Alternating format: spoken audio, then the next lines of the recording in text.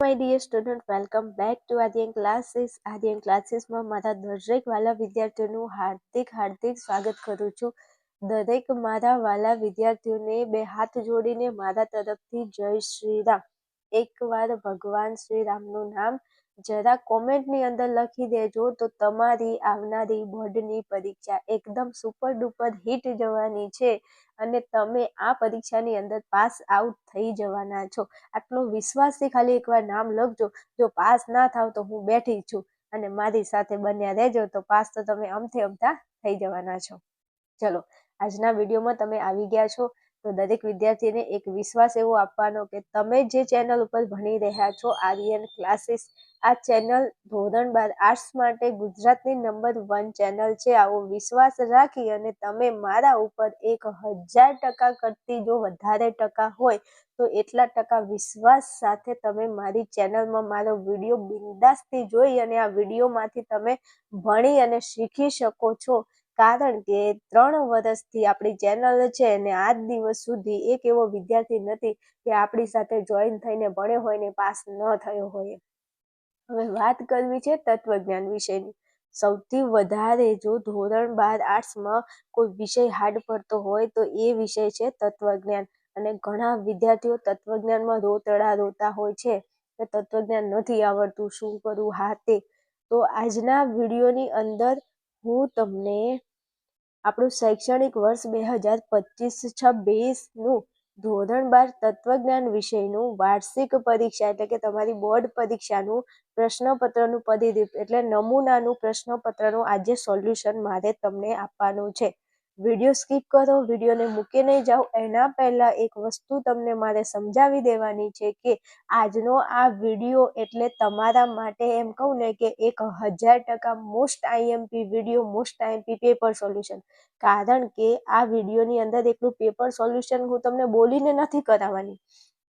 આ વિડીયોની અંદર મેં એક પુરવણી લીધી છે, એક નહીં 2 પુરવણીઓ તમારા માટે લીધી છે અને 2 પુરવણીની અંદર આ તત્વજ્ઞાનનું આખું પેપર સોલ્યુશન મેં કર્યું છે. એટલે હું તમને પેપર તો બતાવીશ, સાથે સાથે તમારે જો તત્વજ્ઞાનમાં 100 માંથી 100 માર્ક લાવવા છે અથવા તમને નથી ખબર કે તમારે બોર્ડની પરીક્ષા આવે છે એમાં તત્વજ્ઞાન વિષયમાં તમારે પેપર કેવી રીતે લખવું, તો આજના વિડીયોની અંદર આપણે એક કાંકરે 2 પક્ષી મારવાના છે. તો તમે એવું કહેશો કે બેન તમે એવું કેમ કીધું કે એક કાંકરે 2 પક્ષી મારવાના છે? એટલા માટે કીધું છે બેટા કે આ વિડીયોની અંદર આપણે નમૂનાનું પેપર સોલ્યુશન તો કરવાના જ છીએ, પણ એની સાથે સાથે નમૂનાનું પેપર સોલ્યુશન તો છે પણ મેં પુરવણીમાં આ પેપર સોલ્યુશન કરેલું છે. તો તમે એકવાર આ વિડીયોના અંત સુધી બન્યા રહેશો તો તમને હું જણાવી દઈશ કે વિભાગ એમાં 20 વિકલ્પો તમારે કેવી રીતે લખવા, વિભાગ બીના જે પ્રશ્નો છે એ તમારે કેવી રીતે લખવા, વિભાગ સી તમારે પુરવણી કેવી રીતે લખવો, વિભાગ ડી ના પ્રશ્નો સત્યતા કોષ્ટક તમારે કેવી રીતે દોરવું. ઘણા વિદ્યાર્થીઓ ફોન કરે, બોલો કે બેન સત્યતા કોષ્ટક કેવી રીતે દોરવાનું, સત્યતા કોષ્ટક અમારે બોર્ડની એક્ઝામમાં પેપરમાં કેમનું દોરવું. તો એના માટે વિભાગ ડી ના જેટલા પણ પ્રશ્નો છે એ પુરવણીમાં મસ્ત દોરીને તમને લખીને બતાવ્યા છે. તો એ તમે જોશો તો તમને પરીક્ષાની અંદર એટલીસ્ટ પેપર કેવી રીતે લખવું એ તમને ખબર પડશે. અને વાત કરું આ પેપર એ વિદ્યાર્થીએ લખેલું છે જે વિદ્યાર્થીના તત્વજ્ઞાનમાં 100 માંથી 100 માર્ક આવેલા છે. હા હા હા, તમે સાચું સાંભળ્યું છે. આજે પુરવણીમાં જે નમૂનાનું પ્રશ્નપત્ર સોલ્વ કર્યું છે એ જે વિદ્યાર્થી છે એને તત્વજ્ઞાનમાં 100 માંથી 100 માર્ક આવેલા છે. એ વિદ્યાર્થીની પુરવણી હું તમને બતાવવાની છું કે એ વિદ્યાર્થીએ આવી રીતે પેપર લખ્યું હતું. જો તમે આવી રીતે પેપર લખશો તો તમારા 100 માંથી 100 માર્ક આવશે. જે વિદ્યાર્થીઓ એવા છે જેને કશી ખબર જ નથી પડતી કે શું કરવું તત્વજ્ઞાનમાં, એના માટે આ વિડીયો મોસ્ટ ઇમ્પોર્ટન્ટ છે. હવે વાત નથી કરવી વધારે, વિડીયોની અંદર તમે બન્યા રહેશો. ચાલો શરૂઆત કરવી છે મારે. સૌથી પહેલા આપણે તત્વજ્ઞાનનું 2025-26નું નમૂનાનું પ્રશ્નપત્ર સોલ્વ કરીએ છીએ. હાલો આગળ વધીએ. તમને બધાને ખબર છે કે આપણા આ પેપરમાં હેતુલક્ષી પ્રશ્નો 20 હોય છે, પછી ટૂંકમાં જવાબ આપો એના 10 પ્રશ્નો હોય છે. અતિ ટૂંક જવાબી પ્રશ્નો એ તમને 14 માંથી 10 લખવાના છે. પછી વિભાગ ડીમાં 14 માંથી 10 પ્રશ્નો લખવાના છે અને વિભાગ ઈમાં લાંબા પ્રશ્નો 6 માંથી તમારે 4 લખવાના છે. એમ કરીને ટોટલ 100 ગુણનું તમારું પેપર થઈ જાય છે. જનરલ વિકલ્પ વગર 54 પ્રશ્નો અને જનરલ વિકલ્પ સાથે તમને 64 પ્રશ્નો આપે. 64માંથી 54 પ્રશ્નો તમારે લખવાના હોય છે. હાલો તમને આપણા પ્રકરણ બતાવી દઉં. તત્વજ્ઞાનના 10 ચેપ્ટર છે, 1 થી લઈ અને 10 ચેપ્ટર છે. પ્રકરણ પ્રમાણે તમને ગુણભાર આપેલો છે. જનરલ વિકલ્પ વિના અને જનરલ વિકલ્પ સાથે જે વિદ્યાર્થીને પાસ થવું છે તો એ વિદ્યાર્થી પહેલું બીજું ચેપ્ટર અને 8, 9 અને 10 આ 3 ચેપ્ટર કરી લે તો આરામથી પાસ. હા, પહેલું બીજું અને 8, 9 અને 10 આ 5 ચેપ્ટર કરી લે તો આરામથી તમે પાસ થઈ જઈ શકો છો. ઓકે, હાલો ગુણભાર તમને અહીંયા આપે છે, તમે ટેલી કરી શકો છો. ચલો હવે ફટાફટ, મારે તમને વધારે કોઈ વાત નથી કરી. આપણે આવી ગયા છે તત્વજ્ઞાન શૈક્ષણિક વર્ષમાં. એનું માળખું છે પેપરનું. વિભાગ એમાં વિભાગ એ તમારો 20 ગુણનો છે, વિભાગ બી તમારો 10 ગુણનો છે, વિભાગ સી તમારો 20 ગુણનો છે, વિભાગ ડી તમારો 30 ગુણનો છે, વિભાગ ઈ તમારો 20 ગુણનો છે. એમ ટોટલ કુલ 100 ગુણનું તમારું પેપર પૂછાવાનું છે. ચાલો તો શરૂઆત કરી દઈએ છીએ. આવી ગયા છીએ આપણે નમૂનાનું પ્રશ્નપત્ર. વાર્ષિક પરીક્ષા નમૂનાનું પ્રશ્નપત્રનું આપણે આજે સોલ્યુશન કરવું છે. ચલો ફટાફટ આપણે વિભાગ એ ઉપર આવી જઈએ છીએ મારા વાલાઓ.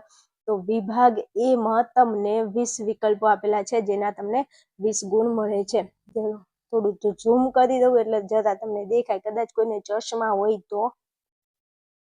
ચાલો પ્રશ્ન નંબર આપણો 1 છે, મૂળભૂત તાર્કિક કારકો કેટલા છે? હવે આવા પ્રશ્નો હું કહું ને તો ચવાઈ ગયેલા છે ભાઈ, અને આવા પ્રશ્નો ન આવડે ને તો પછી હું એમ કહું કે આપણે તૈયારી ન કરાય પછી એક્ઝામની. કેમ? કારણ કે આખું તત્વજ્ઞાન ભાઈ આ કારકો ઉપર ટકેલું છે મારા વાલા. કારકો તમને નથી આવડતા? કારકો કેટલા છે? 5 છે. કયા કયા? એક છે નિષેધ, સમુચ્ચય, વિકલ્પન, શરતી, દ્વિશરતી. આ 5 કારકો છે. તો મૂળભૂત તાર્કિક કારકો કેટલા છે ભાઈ મારા વાલાઓ? 5 છે. કેટલા છે? 5 છે. મૂળભૂત તાર્કિક કારકો કેટલા છે બેટા? 5 છે. ઓકે, હાલો પછી આગળ વધવું છે. પ્રશ્ન નંબર 2, તત્વજ્ઞાન અઘરો વિષય નથી. હે, આમાં તો બહુ અઘરો લાગે છે. મને તો રોવાનું આવે છે. તત્વજ્ઞાન નથી આવડતું. શું રોતડા રોવે? સાની માની ભણવાનું કરતી નથી ને. તત્વજ્ઞાન અઘરો વિષય નથી. આ વિધાન કયા પ્રકારનું છે? તો આ વિધાન સંયુક્ત વિધાન છે. કેમ બેન? આ સાદું વિધાન નથી? નથી સાદું વિધાન. કેમ? અહીંયા નથી આવ્યું છે, તમને દેખાય છે? નથી એ કારક છે. કયું? નિષેધ. નથી એ કારક છે, અને જો કોઈ પણ વિધાનમાં કારક આવે તો એ વિધાન સંયુક્ત વિધાન બની જાય. હો મારા વાલા, આ ધ્યાન રાખવાનું. તત્વજ્ઞાન અઘરો વિષય નથી. આ વિધાન કયા પ્રકારનું છે? સંયુક્ત વિધાન છે. અને આ પ્રશ્ન 1000% ના 1000% મૂછાય. કહેતા નહીં હો કે કીધું નહોતું. કરી નાખજો તમે તમારે. હા, ધીરે ધીરે બોલ કોઈ સુનના લે કોઈ સુનના લે. કોઈ સાંભળી ના જાય ને કોઈને કહેતા નહીં હો કે આ પ્રશ્ન મોસ્ટ ટાઈમ પીછે. તમારે કરી નાખજો. હાલો 3માં, 1 થી વધુ આધાર વિધાનો વાળી દલીલને કયા તાર્કિક કારક વડે જોડવામાં આવે છે?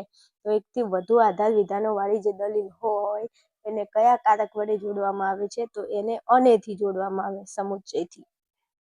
તેનેથી સમુચ્ચય એટલે અનેથી જોડવામાં આવે છે. શેનાથી? અનેથી જોડવામાં આવે છે. હવે તમે વિડીયોમાં બન્યા રહ્યો છો તો હવે હું તમને જવાબ બતાવી દઉં. તો તમને એવું લાગે કે બેને સાચું એમ કે પેપર સોલ્વ કર્યું કે નહીં, હું તમને બતાવજો. હા, જો તમારા માટે સ્પેશિયલ પુરવણી લીધી છે. ભાઈ સ્પેશિયલી પુરવણી લીધી, તમે જોઈ લો. રાધે રાધે. હાલો જોઈ લો. ઈધર ઈ રહા હમારા. જો આ જે વિદ્યાર્થીએ પેપર સોલ્વ કર્યું છે એના 100માંથી 100 માર્ક આવ્યા છે તત્વજ્ઞાનમાં. તમે જુઓ તો વિભાગ એ કેવી સરસ મજાની સૂચના મારી છે. જો કે નીચે આપેલા પ્રશ્ન ક્રમાંક 1 થી 20 સુધીના બહુ વિકલ્પ પ્રશ્નો છે, તેમાંથી સાચો વિકલ્પ પસંદ કરીને જવાબ લખો. તો તમે જ્યારે બોર્ડના એક્ઝામમાં બેસો એટલે જ્યારે વિભાગ એ લખવાની શરૂઆત કરો એટલે આવી રીતે સરસ મજાનું બોક્સમાં દર્શાવી દેવાનું વિભાગ એને. પછી ફૂદડી કરી અને સરસ મજાની આવી સૂચના લખી દેવાની. પછી શરૂઆત કરવાની જવાબ લખવાની. પ્રશ્ન નંબર આપણો 1 હતો અને એનો પ્રશ્ન શું હતો કે મૂળભૂત તાર્કિક કારકો કેટલા? તો ભાઈ લખો જવાબ નંબર 1 અને જો ડી આવતો હોય તો ડી લખવાનું, બી આવતો હોય તો બી લખવાનું. એકલો જવાબ 5 નહીં લખી દેવાનું અને એકલો ડી એ નહીં લખી દેવાનું, 2 લખવાનું. ABCD માંથી જે આવતો હોય એ લખો, આલ્ફાબેટ એ લખો ABCD નો, અને જવાબ જે આવતો હોય 5 આવતો હોય, 2 આવતો હોય, 1 આવતો હોય, જે આવતો હોય લખવાનું. સમજણ પડે છે? કેમ? આ તમે લખો ને તો ભાઈ ક્લિયરિટી લાગે. શિક્ષક પેપર જોવે ને તો એને મોજ પડી જવી જોઈએ, એને મજો પડી જવો જોઈએ. એક અડધો માર્ક્સ આપણો કાપે ને તો શિક્ષકને જીવ બળવો જોઈએ કે નહીં હો મારું બેટું છોકરાએ પેપર લખ્યું છે, આમ ટીપટાપ લખ્યું છે. એટલે એવું પેપર લખો ને કે આમ શિક્ષક મજબૂર થઈ જાય તમને 100 માંથી 100 માર્ક આપવા માટે. અને હજુ આ તો ખાલી વિભાગ એ છે, હજુ તમને વિભાગ બી બતાવું, વિભાગ સી બતાવું, ડી બતાવું અને ઈ બતાવું. તમે કેવી રીતે પેપર લખો ને તો ભૂકા સોતરા પડી જાય પેપરના, તમારા નહીં હો. હા, હાલો. પછી આપણો જવાબ 2. એમાં કીધું હતું તત્વજ્ઞાન અઘરો વિષય નથી. તો આ વિધાન કયા પ્રકારનું છે? તો સંયુક્ત વિધાન છે. અને સંયુક્ત વિધાન બી નંબરના ઓપ્શનમાં છે, તો લખો બી કરીને સંયુક્ત વિધાન. પૂરું? તો કે પૂરું. પછી 1 થી વધુ આધાર વિધાન વાળી દલીલ હોય જવાબ 3 માં, એને કયા તાર્કિક કારક વડે જોડવામાં આવે છે? તો એ સી નંબરમાં હતું અનેથી જોડવામાં આવે છે. શેનાથી? અનેથી જોડવામાં આવે છે. તો આવું લખો, સારું લખો, આમ દેખાય, આમ લાગે કે તમે પેપર સોલ્યુશન કર્યું છે એવું લાગે. આવી રીતે સરસ મજાનું લખવાનું.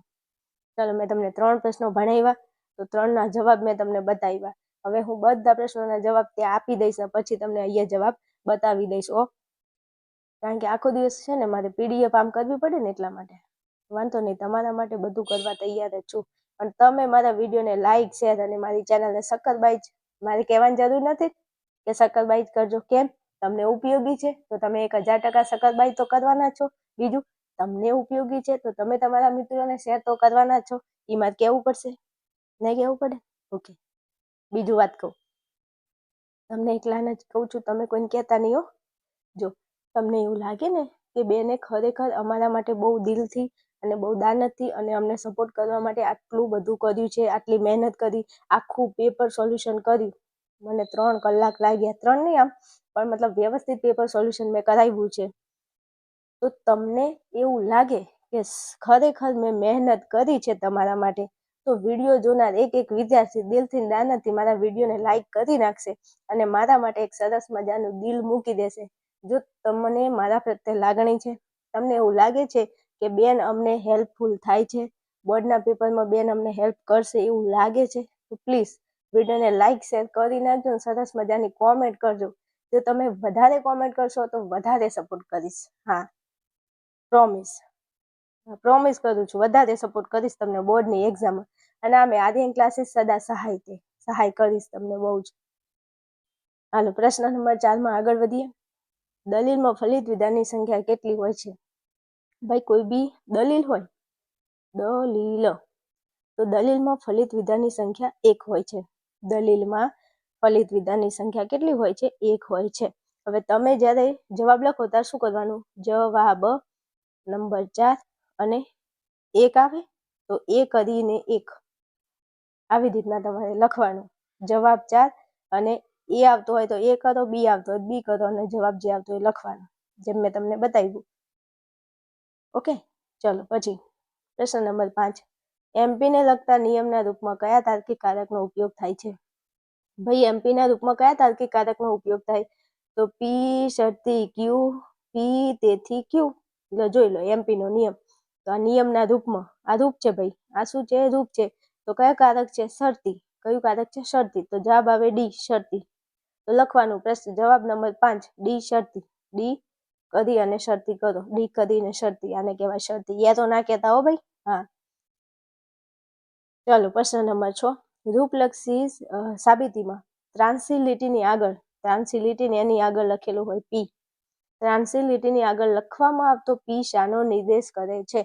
તો ભાઈ મારા વાલા, જેને ચેપ્ટર 3 મારી જોડે ભણ્યું હોય અને જેને રૂપલક્ષી સાબિતીઓ મારી જોડે સોલ્વ કરીને જોઈ હોય ને એને ખબર છે, હું જ્યારે ભણાવું તો પહેલા આ જ બોલું કે આ ત્રાંસી લીટી આગળ લખવામાં આવતો પી શાનો નિર્દેશ કરે છે? તો આ જે પી છે એ આધાર વિધાનનો નિર્દેશ કરે છે. પી નો મતલબ થાય કે આ બધા શું છે? આધાર વિધાનો છે. ઓકે, જવાબ શું આવશે? આધાર વિધાન. તો લખવાનું 6 કરીને જવાબ 6 એ અને આધાર વિધાન. આવું તમને શીખવાડવું ન પડે હો. હા, તમે ઘોડિયામાં ધાવતા નથી, હવે ઈ તમે મોટા થઈ ગયા છો અને અમુક તો બહુ મોટા થઈ ગયા છે તોય એક્ઝામ આપે છે, પણ મજબૂરી, સમજ્યા ને? હું સમજુ છું તમારી મજબૂરી, એટલા માટે આટલી મહેનત કરી છે તમારા માટે. તમને મારી મહેનત દેખાતી હોય ને તો જરા લાઈક શેર કરતા રહેજો, કે એવું ના પડે મારા માટે દિલ તો મૂકી દેજો એમ. તમે જેવા પ્યારા છો ને એવી પ્યારી કોમેન્ટ કરજો. હા, ઓકે, હાલો આગળ જવું છે. પ્રશ્ન નંબર આપણો 7. શું કહેવા માંગે છે 7માં? તો 7માં કીધું છે કે સાધ્ય પદવાળા સંવિધાનના આધાર વિધાનને શું કહેવાય છે? સાધ્ય પદવાળું સંવિધાનનું આધાર વિધાન હોય તો એને શું કહેવાય? બોલો. એટલે ભાઈ, સાધ્ય પદ જેમાં હોય, જે વિધાનમાં સાધ્ય પદ હોય એને કહેવાય સાધ્ય વિધાન. જેમાં સાધ્ય પદ આવતું હોય એને કહીશું સાધ્ય વિધાન. તો જવાબ નંબર 7, ઓપ્શન નંબર એ, અને જવાબ આવે સાધ્ય વિધાન. તો લખી નાખો, સાધ્ય પદ જેમાં આવતું હોય એ વિધાનને કહીશું સાધ્ય વિધાન. ઓકે ઓકે ઓકે, હાલો આગળ વધીએ. પ્રશ્ન નંબર 8. કઈ આકૃતિમાં મધ્યપદ બંને આધાર વિધાનોમાં ઉદ્દેશ્યના સ્થાને આવે છે? ઉદ્દેશ્યનું સ્થાન આગળ હોય, જો હોય આગળ હોય. આ ઉદ્દેશ્ય, આ વિધેય પદ ને આ વિધેય પદ. હવે આ જે છે ને આ ખૂણો પડે ને એ મધ્યપદ હોય મારા વાલા, ખૂણો પડે એ મધ્યપદ હોય. તો મધ્યપદ ઉદ્દેશ્યના સ્થાને છે, મધ્યપદ ઉદ્દેશ્યના સ્થાને છે. તો આ સંવિધાનની આ કઈ આકૃતિ છે? જો પહેલી આકૃતિ કે તો ઊંધો Z, બીજી આકૃતિ કે તો ઊંધો C, ત્રીજી આકૃતિ કે તો સીધો C, ચોથી આકૃતિ કે તો સીધો Z. તો તમે મને કહો આ ત્રીજા નંબરની આકૃતિ આવી મારા વાલા, ખબર પડે છે? તો જવાબ શું આવે? ત્રીજા નંબરની આકૃતિ. જો આ ખૂણો પડે ને મધ્યપદ છે, આ ખૂણો પડે એ મધ્યપદ, આ ખૂણો પડે એ મધ્યપદ, આ ખૂણો પડે એ મધ્યપદ. સમજ્યા? તો લખો જવાબ. સંવિધાનની ત્રીજી આકૃતિ એવી છે જેમાં મધ્યપદ બંને આધાર વિધાનમાં ઉદ્દેશ્યના સ્થાને આવે છે. તો જવાબ નંબર 8, ઓપ્શન નંબર સી, ત્રીજી આકૃતિ. ઓકે, પૂરું. બીજું જો સમજાવું. આ પ્રશ્ન મોસ્ટ આઈએમપી. પછી 9માં અનિવાર્ય શરતોનો સમુચય એટલે શું? આ એ પ્રશ્ન મોસ્ટ આઈએમપી. આ બધા પ્રશ્નો ઉડીને આંખમાં આવે ને એટલા બધા મોસ્ટ આઈએમપી છે ને, 1000%ના 1000% મોસ્ટ આઈએમપી. પછી કહેતા નહીં હો ભાઈ કે કીધું નહોતું. તૈયાર કરી નાખજો, પરીક્ષામાં પૂછાશે ને તો મજો પડશે. અને પરીક્ષામાં બેઠા હશો ને તો મારા શબ્દો તમારા કાનમાં ગુંજતા હશે. હા, હકીકતમાં વાત કરું છું ભાઈ. તત્વજ્ઞાનના વિદ્યાર્થીઓ અમથા થોડા તત્વજ્ઞાનમાં 100માંથી 100 માર્ક લાવે છે, એવું ભણાવું છું. પૂછી લેજો વિદ્યાર્થીઓને તમારે. હાલો 9માં અનિવાર્ય શરતોનો સમુચય એટલે શું? તો ભાઈ પર્યાપ્ત શરત આવશે. અનિવાર્ય શરતોનો સમુચય એટલે શું? પર્યાપ્ત શરત. મોસ્ટ આઈએમપી, જેની કોઈ વાત ના થાય.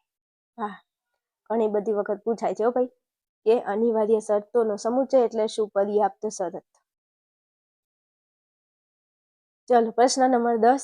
જે.એસ. મિલે પ્રાયોગિક અન્વેષણની કેટલી રીતિઓ આપે છે? ભાઈ બોલો. જે.એસ. મિલ પ્રાયોગિક અન્વેષણની કેટલી રીતિઓ આપે છે? કહેવાય કઈ 5 રીતિઓ આપે છે. કેટલી? 5 રીતિઓ આપે છે. જે.એસ. મિલે પ્રાયોગિક અન્વેષણની 5 રીતિઓ આપેલી છે. ચલો પછી પ્રશ્ન નંબર 11 છે. અનુમાન પ્રમાણ કયા પ્રમાણ પર આધારિત છે? હોય કઈ ઘટે? પ્રત્યક્ષ પ્રમાણ. આ એ પ્રશ્ન બધા પ્રશ્નો. હા, મોસ્ટ આઈએમપી. તમને કહું છું, આ નમૂનાનું પેપર તો તમે મૂકતા જ નહીં હો. આમાંથી તો બેઠા પ્રશ્નો તમને જોવા મળશે. હજુ કહું છું, ટાંકીને કહું છું કે વિડીયો મૂકીને ના જતા. આના જેટલા વિભાગ ABCD ના પ્રશ્નો છે ને એ તૈયાર કરી લેજો. બેઠા પ્રશ્નો ના પૂછાય ને તો હું બેઠી છું એમ. હું એ બેઠી છું ને પ્રશ્નો બેઠા જ હશે, તમે જોઈ લેજો ખાલી. હાલો, અનુમાન પ્રમાણ કયા પ્રમાણ પર આધારિત છે? તો અનુમાન પ્રમાણ પ્રત્યક્ષ પ્રમાણ ઉપર આધારિત છે. ચલો પછી 12માં વ્યાપ્તિ સંબંધની રજૂઆત કરતા સર્વદેશી વિધાનને શું કહે છે? 1000% મોસ્ટ આઈએમપી. હું એવું કહું કે પ્રશ્નમાં જવાબ છે. શું પ્રશ્નમાં જવાબ છે? કીધું છે વ્યાપ્તિ સંબંધની રજૂઆત કરતા સર્વદેશી વિધાનને શું કહેવાય? તો જવાબ આવે ઓપ્શન નંબર ડી, વ્યાપ્તિ. તો જો અહીંયા વ્યાપ્તિ છે, જવાબે આવે છે વ્યાપ્તિ. તો આમાં તો ભૂલ થાવી જ ના જોઈએ. શું આમાં ભૂલ થાવી જોઈએ નહીં? કેમ? અહીંયા કીધું છે વ્યાપ્તિ સંબંધની રજૂઆત કરતા સર્વદેશી વિધાનને શું કહેવાય? તો એને વ્યાપ્તિ કહેવાય. તો વ્યાપ્તિ, જવાબ આવશે વ્યાપ્તિ. તો જોઈ લેવાનું, પ્રશ્નમાં આવે વ્યાપ્તિ તો જવાબ આવે વ્યાપ્તિ. શું આવે? વ્યાપ્તિ. વ્યાપ્તિ સંબંધની રજૂઆત કરતા સર્વદેશી વિધાનને શું કહેવાય? વ્યાપ્તિ કહે છે. હાલો 13માં, હકીકતલક્ષી વિધાનોની વિશેષતા શું છે? તો હકીકતલક્ષી વિધાનોની વિશેષતા છે વર્ણનાત્મકતા. હકીકતલક્ષી વિધાનો કેવા છે? વર્ણનાત્મક છે, વર્ણન કરે છે. હકીકતનું શું કરે છે? વર્ણન કરે છે. હકીકતલક્ષી વિધાનો, જેમ કે દરિયાનું પાણી ખારું છે તો હકીકતમાં ખારું છે, તમે માનો ના માનો એનાથી શું ફરક પડે છે? પછી એવું કહીએ કે પૃથ્વી સૂર્યની આસપાસ ફરે છે, હકીકતમાં ફરે છે, તમે માનો ના માનો એનાથી કોઈ ફરક નથી પડતો. પછી આપણો દેશ 15મી ઓગસ્ટ 1947ના રોજ આઝાદ થયો, તમે માનો કે ના માનો, એ 15 ઓગસ્ટના રોજ જ આઝાદ થયો છે. ભાઈ, હા, 26મી જાન્યુઆરી આપણે બંધારણ લાગુ પડ્યું હતું, પ્રજાસત્તાક દિવસ, તમે માનો ના માનો એનાથી કોઈ ફરક નથી, પણ હકીકતમાં છે. તો હકીકતનું વર્ણન કરે છે, એટલે એને કહેવાય હકીકતલક્ષી વિધાનો. કેવા છે? વર્ણનાત્મક છે. હવે આવું હું બોલી હોય અને તમને પરીક્ષામાં પૂછાય તમને ન આવડે તો પછી ચાલો પછી પ્રશ્ન નંબર 14, સુંદર એટલે શું? શું સુંદર એટલે શું? એટલે આ સુંદર એટલે જેઠાલાલના શાળાની વાત નથી થતી હો. આ સુંદર એટલે સત્યમ શિવમ સુંદરમ, સત્યમ શિવમ સુંદરમ, સત્ય હિ શિવ હે, શિવ હિ સુંદર હે. આ સુંદર નો મતલબ આપણું 7મું ચેપ્ટર છે ને, એમાં આવે છે સત્યમ શિવમ સુંદરમ. તો બસ, જે સુંદર હોય એ કેવું છે? આનંદદાયક હોય. તો સુંદર એટલે આનંદદાયક, જે તમને આનંદ આપે છે. સુંદર હોય એ તમને શું આપે? આનંદ આપે. એટલે લખશો આનંદદાયક. પણ જેઠાલાલનો શાળો છે ને, એ હંમેશા જેઠાલાલને ગમ જ આપે છે, દુઃખ જ આપે છે. એટલે આ કોઈક અલગ છે. સુંદર એટલે આનંદદાયક, જે તમને આનંદ આપે છે. હાલો પછી 15માં, કોના મતે જે ધર્મને તર્ક વડે સમજણમાં ગોઠવે છે તે જ તેને સમજે છે, બીજો નહીં. આવું કોને કીધું છે? કોના મતે જે ધર્મને તર્ક વડે સમજણમાં ગોઠવે છે એ જ એને સમજે છે, બીજો નહીં. તો જવાબ આવશે મનુસ્મૃતિ. શું આવશે? મનુસ્મૃતિ. મનુસ્મૃતિમાં એવું લખ્યું છે કે જે ધર્મને તર્ક વડે સમજણમાં ગોઠવે તે જ તેને સમજે છે, બીજો નહીં. તો જવાબ લખજો મનુસ્મૃતિ. જવાબ 15, ઓપ્શન નંબર એ મનુસ્મૃતિ. ઓકે, હાલો આગળ વધુ. ઓકે, 16માં, ઇન્દ્રિયોના વિષયરૂપ વસ્તુઓમાં આસક્તિનો અભાવ એટલે શું? વૈરાગ્ય.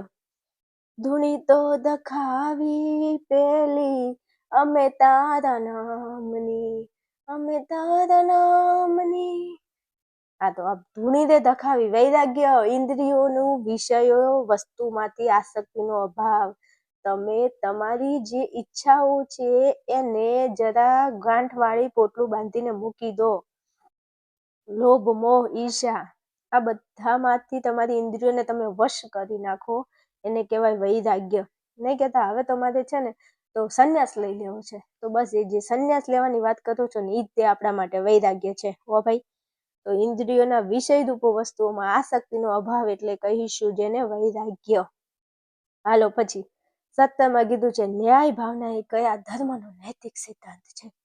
તો ન્યાય ભાવના એ યહૂદી ધર્મનો નૈતિક સિદ્ધાંત છે. શું કીધું છે? ન્યાય ભાવના એ કયા ધર્મનો નૈતિક સિદ્ધાંત છે? તો ન્યાય ભાવના એ યહૂદી ધર્મનો નૈતિક સિદ્ધાંત છે. હાલો આગળ વધવું છે 17માં. અરે 17 પત્યો ને 18માં. ચાલો જોઈ લઈએ. 18માં કીધું છે હિન્દુ ધર્મનો ઉદ્ભવ ક્યાં થયો છે? ભાઈ, હિન્દુ ધર્મનો ઉદ્ભવ ક્યાં થયો છે? આવું ના આવડે ને તો ઢાંકણી પાણી લઈને ડૂબી ન મરાય, તૈયાર કરાય. હિન્દુ ધર્મનો ઉદ્ભવ સોની મોની ખબર નથી પડતી, ભારતમાં રહે છે અને હિન્દુ ધર્મનો ઉદ્ભવ વિશે ખબર નથી તને? જવાબ શું આવે? ભારત આવે. આપણો દેશ ને આપણો ધર્મ હિન્દુ ધર્મ. બધા ધર્મની વાતો કરે છે પણ એકચ્યુઅલી હકીકતમાં હજુ ધર્મ એટલે શું કોઈને ખબર નથી. ચેપ્ટર ભણજો ખબર પડશે. હિન્દુ ધર્મનો ઉદ્ભવ ક્યાં થયો છે? ભારતમાં. ક્યાં થયો છે? ભારતમાં. ભારત. ચાલો પ્રશ્ન નંબર 19, સાત્વિક આહારથી ચિત્ત કેવું બને છે? તો તમે સાત્વિક આહાર ખો તો એનાથી ચિત્ત તમારું સંતુલિત બને છે. પણ અત્યારે સાત્વિક આહાર નહીં, અત્યારે બધા તામસિક આહાર, રાજસિક આહાર ખાય છે. શું કરવું ભાઈ? અત્યારે બર્ગર, પીઝા, પછી પકોડી, દાબેલી, સમોસા ને નાત જાતનું ખાવાનું, શું ખાવાનું નથી આવ્યું. એમાં મંચુરિયનની તો વાત જ ન થાય હો. હા, લેટવા વેડા કરે ભાઈ બધા. અને અત્યારે બહેનો તો આપણને જોર આવે ને ઘરમાં જાણતા, એટલે કે હેડો ને આજે બહાર ખાવા લઈ જાવ ને, હોટલમાં જમવા લઈ જાવ ને, અને પેલો બિચારો ના લઈ જાય ને તો ઘરમાં ઝઘડો થઈ જાય. થાય. હા, હસવાની કોઈ જરૂર નથી, તમને જ કહું છું. હા, અમુક ઘણી મારી બહેનો એવી છે ને જે મેરિડ છે અને ઘરે રહીને તૈયારી કરે છે, એક્સ તરીકે એક્ઝામ જે આપે છે ને એની વાત કરું છું. તો તમને બધાને હું બહુ યાદ કરું છું. તમે મને યાદ કરતા કોમેન્ટમાં લખજો બેન તમને અમે યાદ કરીએ છીએ એમ. હાલો, 19માં શું કીધું? સંતુલિત સાત્વિક આહારથી ચિત્ત કેવું બને છે? સંતુલિત બને છે. ચલો પછી 20માં અષ્ટાંગ યોગના બહિરંગો કેટલા છે? અષ્ટાંગ યોગના બહિરંગો કેટલા છે? તો 5. જો અષ્ટાંગ યોગના 8 અંગો છે. યમ, નિયમ, આસન, પ્રાણાયામ, પ્રત્યાહાર, પછી ધારણા, ધ્યાન અને સમાધિ. એમાંથી યમ, નિયમ, આસન, પ્રાણાયામ, પ્રત્યાહાર એ બહિરંગો છે. 5 છે. બહિરંગો કેટલા? 5 છે. અને ધારણા, ધ્યાન અને સમાધિ આ 3 છે અતરંગો. રેડી? હવે આ પ્રશ્ન તમને વિભાગ બી માં પૂછાય, સી માં પૂછાય અને એ માં પૂછાય. અષ્ટાંગ યોગના બહિરંગો કે તો 5. કયા કયા? યમ, નિયમ, આસન, પ્રાણાયામ, પ્રત્યાહાર. અષ્ટાંગ યોગના અતરંગો પૂછાય તો 3 છે. ધારણા, ધ્યાન અને સમાધિ. રેડી? ટીપ ટાપ ઘૂઘરા જેવું મસ્ત તૈયાર કરી લો. તમારે મસ્ત ભણાવ્યું છે વિભાગ એના દરેકે દરેક પ્રશ્ન અહીંથી તમારે સોલ્વ કરી લેવાનો છે. હવે તમે અહીંયા જોઈ શકો છો મેં સરસ મજાના ભાઈ જવાબો આપી દીધા છે બધાના. તમે જોઈ લો જે પ્રશ્નો ભણાવ્યા બધાના જવાબ અહીંયા છે તે પીડીએફમાં. ઓકે, તમે જોઈ શકો છો મસ્ત 20 પ્રશ્નોના જવાબ મેં અહીંયા આપી દીધા છે. સમજી ગયા? પીડીએફ માટે કહું છું, છેલ્લે કહીશ. અને પીડીએફ બી તમને મળી જશે, ડોન્ટ વરી, મળી જશે, ચિંતા નહીં કરતા તમારે. હાલો, હવે આપણે આગળ વધવું છે વિભાગ બી ઉપર. તો વિભાગ બી ના પ્રશ્નો ઉપર છે. હું તમને એક એક પ્રશ્ન ભણાવું અને એનો જવાબ આપું છું. હાલો, અહીંયા છે આપણો વિભાગ બી. હાલો, વિભાગ બી ઉપર આગળ વધીએ એ પહેલા હું તમને ભણાવું છું ને તત્વજ્ઞાન, તમને ખબર પડે છે? ખબર પડે છે. અને બીજું કે તમે મારો તત્વજ્ઞાનનો વિડીયો જોઈને બોરિંગ તો બિલકુલ થતા જ નહીં હોય, તો તમને ભણવાની મજા આવતી હશે ને? તો કે આ બેન આવે છે, મજા આવતી હોય ને તો તમારા માટે વાત કરવી છે. એક્ઝામને હવે બહુ ઓછો ટાઈમ બાકી છે. હજુ તમે કોઈ તૈયારી જ નથી કરી. તમને એવું લાગે છે? તમારો આત્મા અંદરથી પોકારીને કહે છે કઈ તૈયારી નથી કરી, હવે શું કરવું? તો શું કરવું? એના માટે હું છું ને. આપણું આર્યન ક્લાસીસ છે ને, આર્યન ક્લાસીસ આપણું જે એપ્લિકેશન છે એમાં તમારા માટે સરસ મજાનો કોર્સ અવેલેબલ છે. તમારે જો ધોરણ 12 આર્ટ્સને લગતા 4 વિષય તત્વજ્ઞાન, મનોવિજ્ઞાન, ભૂગોળ અને સમાજશાસ્ત્ર આ 4 વિષયોની વ્યવસ્થિત મસ્ત તૈયારી કરવી છે અને ઓછી મહેનતે પાસ થવું છે, તો તમે અત્યારે હાલને હાલ આ વિડીયોની નીચે ડિસ્ક્રિપ્શનમાં લિંક આપેલી છે, ત્યાં જઈને આપણું એપ્લિકેશન ડાઉનલોડ કરી લો. એપ્લિકેશનમાં તમે જેવું પેમેન્ટ કરશો તરત તમને 4 વિષયનો કોર્સ મળશે. આ 4 વિષયની નોર્મલ ફી માત્ર ને માત્ર 999 રૂપિયા છે. 999માં તમને 4 વિષય મળી જાય છે ભણવા માટે. હવે તમને એવું પ્રોબ્લેમ છે કે બેન અમારે 4 વિષય નથી, શું કરવું? અમારે એકલું તત્વજ્ઞાન જ ભણવું છે. તો એના માટે છે ને ભાઈ કે તમે એકલું તત્વજ્ઞાન 499માં ભણી શકો છો, ભૂગોળ 499માં ભણી શકો છો, એકલું સમાજ ભણવું છે તો 499માં ભણી શકો છો. દરેક ઓપ્શન છે. અને ચલો એથી તમને એવું લાગે છે કે બેન હવે એક કામ કરો ને, અમારી જોડે બહુ ટાઈમ ઓછો છે તો અમારે ખાલી આઈએમપી પ્રશ્નો જ જોઈએ છે, આઈએમપી પ્રશ્નોની તૈયારી કરવી છે, તો કઈ વાંધો નહીં, તમને આઈએમપી પ્રશ્નોનો પેપર સેટ મળી જશે. હું તમને એવું કહેવા માંગુ છું કે તમારે જો પરીક્ષામાં પાસ થવું હોય તો સૌથી વધારે તમારે પેપર સોલ્યુશન કરવું પડે. શું કરવું પડે? Paper solution. જેમ મેં અહીંયા તમને આ પેપર સોલ્યુશન બતાવ્યું છે ને, આવા તમારે 100 થી 7 પેપરનું સોલ્યુશન કરવું પડે, ત્યારે તમે સારા માર્ક્સ, સારી ટકાવારીથી પાસ થશો. આના માટે આપણે આર્યન ક્લાસીસ એપ્લિકેશનમાં 5 વિષયનો પેપર સેટ છે. તત્વજ્ઞાન, મનોવિજ્ઞાન, ભૂગોળ, સમાજશાસ્ત્ર અને અર્થશાસ્ત્ર. આ 5માંથી તમારા જેટલા પણ વિષય છે, 5 હોય, 5માંથી જે હોય, 3, 2, 1, 2, 3 જેટલા વિષય હોય એ દરેક વિષયનો તમને પેપર સેટ, વિભાગ એબીસીનું સોલ્યુશન મળી જશે. એના માટે તમને અહીંયા સ્ક્રીન ઉપર નંબર આપેલો છે. આ નંબર ઉપર તમારે મને ફોન મેસેજ કરી અને વધારે માહિતી તમે મેળવી શકો છો. હા, ફૂલ ડિટેલ તમને કોલમાં અથવા વોટ્સએપ મેસેજમાં મળી જશે. તો રાહ કોની જુઓ છો? ફટાફટ આવી જાઓ ભણવા માટે. હાલો, હવે આગળ વધવું છે, વિભાગ બી ની શરૂઆત કરવી છે. તો આપણે આગળ વધવું છે, વિભાગ બી નું સોલ્યુશન હવે કરી દેવું છે. વિભાગ બી ની અંદર 21 થી લઈ અને 30 નંબર સુધીના પ્રશ્નો પૂછાય છે. દરેક પ્રશ્નનો તમને 1 ગુણ મળે છે, એટલે 10 ગુણનો વિભાગ બી આપ્યો છે. એક પ્રશ્નનો 1 ગુણ મળે છે. પ્રશ્નો બી એકદમ સહેલા સહેલા હોય છે. તત્વજ્ઞાનના જે જવાબ છે ને એ એક શબ્દમાં પતી જાય એવા છે. ચલો, પ્રશ્ન નંબર 21 છે, તાર્કિક કારકો અન્ય કયા નામે ઓળખાય છે? શું કીધું છે? પ્રશ્ન એવો કીધો છે કે તાર્કિક કારકો અન્ય કયા નામે ઓળખાય છે? તો તાર્કિક કારકો તાર્કિક સહયોગીના નામે ઓળખાય છે. સહયોગી તાર્કિક કારકો બીજા કયા નામે ઓળખાય છે? તો તાર્કિક સહયોગીના નામે ઓળખાય છે. ભાઈ, હવે અહીંયા છે તાર્કિક અને અહીંયા છે કારકો. એનું બીજું નામ છે તાર્કિક સહયોગી. તો અહીંયા તાર્કિક આવે છે તો અહીંયા તાર્કિક આવે છે. અહીંયા કારકો છે, એની જગ્યાએ ખાલી તમારે સહયોગી લખવાનું છે. અને આટલું સહયોગી શબ્દ તમને યાદ ના રહે એમ કહેજો મને તમે લોકો. પછી કે અમે તૈયારી કરીએ છીએ, અમને નથી આવડતું. આવું ન આવડે? હા, તો 1 ગુણમાં ખાલી તમારે લખવાનું સહયોગી, એનો તમને 1 ગુણ મળે છે. બોલો, તો એ રોતડા દો, તત્વજ્ઞાન નથી આવડતું. તમારી માનસિકતા બહુ અઘરી છે. તત્વજ્ઞાન જેવો સહેલો વિષય બીજો કોઈ છે જ નહીં આર્ટ્સમાં. હકીકતની વાત કરું છું એમ. ચલો, તાર્કિક કારકો અન્ય કયા નામે ઓળખાય છે? તો તાર્કિક કારકો અન્ય તાર્કિક સહયોગીના નામે ઓળખાય છે. ચલો, પ્રશ્ન નંબર 22 છે, જે દલીલ અપ્રમાણભૂત ન હોય તે દલીલ કેવા પ્રકારની હોય? હવે દલીલ અપ્રમાણભૂત ના હોય તો એ દલીલ પ્રમાણભૂત હોય ભાઈ. અને 2 દલીલ છે ખાલી, પ્રમાણભૂત અને અપ્રમાણભૂત. તો અહીં કીધું છે કે અપ્રમાણભૂત ન હોય તો એ કેવી દલીલ હોય? તો એ પ્રમાણભૂત હોય. પૂરું, ખતમ. જે દલીલ અપ્રમાણભૂત ન હોય તે દલીલ કેવા પ્રકારની હોય? તો એ દલીલ પ્રમાણભૂત હોય છે. બધાના જવાબ સોલ્યુશન કરેલા છે, બસ બતાવું છું. ચલો, પછી 23માં HS ના નિયમનું નામ લખો. તો HS ના નિયમનું નામ થશે સોપાધિક સંવિધાનને લગતો નિયમ. HS ના નિયમનું નામ શું થશે? સોપાધિક સંવિધાનને લગતો નિયમ. 1000%ના 1000%. મોસ્ટ આઈમ્પી. બીજું જણાવી દઉં. વિભાગ બી ની અંદર 22મા નંબરનો જે પ્રશ્ન છે એ ચેપ્ટર 2 નો હોય છે. કયા? ચેપ્ટર 2 નો. ચેપ્ટર 2 માં એક મનોયત્ન છે 2.2. મનોયત્ન 2.2. આ 2.2 ના 5 પ્રશ્નો છે. 5 પ્રશ્નો તૈયાર કરી લો. 5માંથી એક પ્રશ્ન તમને 22મા નંબરમાં જોવા મળશે. હું એમ કહું છું, ખાલી 5 પ્રશ્નો તૈયાર કરી લો ને, 5માંથી એક હશે. 1000% હું તમને ગેરંટી આપું છું. ખાલી મનોયત્ન 2.2 કરી લો. ખાલી મનોયત્ન 2.2 ના 5 પ્રશ્નો તમે તૈયાર કરી લો અને આ 5માંથી એક પ્રશ્ન અહીંયા વિભાગ બી માં હશે. હા, બીજા ચેપ્ટર છે એમાં મનોયત્ન વધારે છે, એમાં પ્રશ્નો વધારે છે, પણ 2.2 માં ખાલી એક જ મનોયત્ન 2.2 અને એના 5 પ્રશ્નો કરી લો, એમાંથી એક પ્રશ્ન તો હશે જ તે. તો આટલું થાય તમારાથી? કરી નાખો તમારે. હાલો, HS ના નિયમનું નામ સોપાધિક સંવિધાનને લગતો નિયમ. 24માં કીધું છે સંવિધાનના શક્ય ભેદો. 256. હું એમ કહું, તત્વજ્ઞાનનું પેપર તો ભાઈ વધીને 1.5 કલાકમાં પતી જાય, પણ એવી પ્રેક્ટિસ હોવી જોઈએ. Practice max main perfect.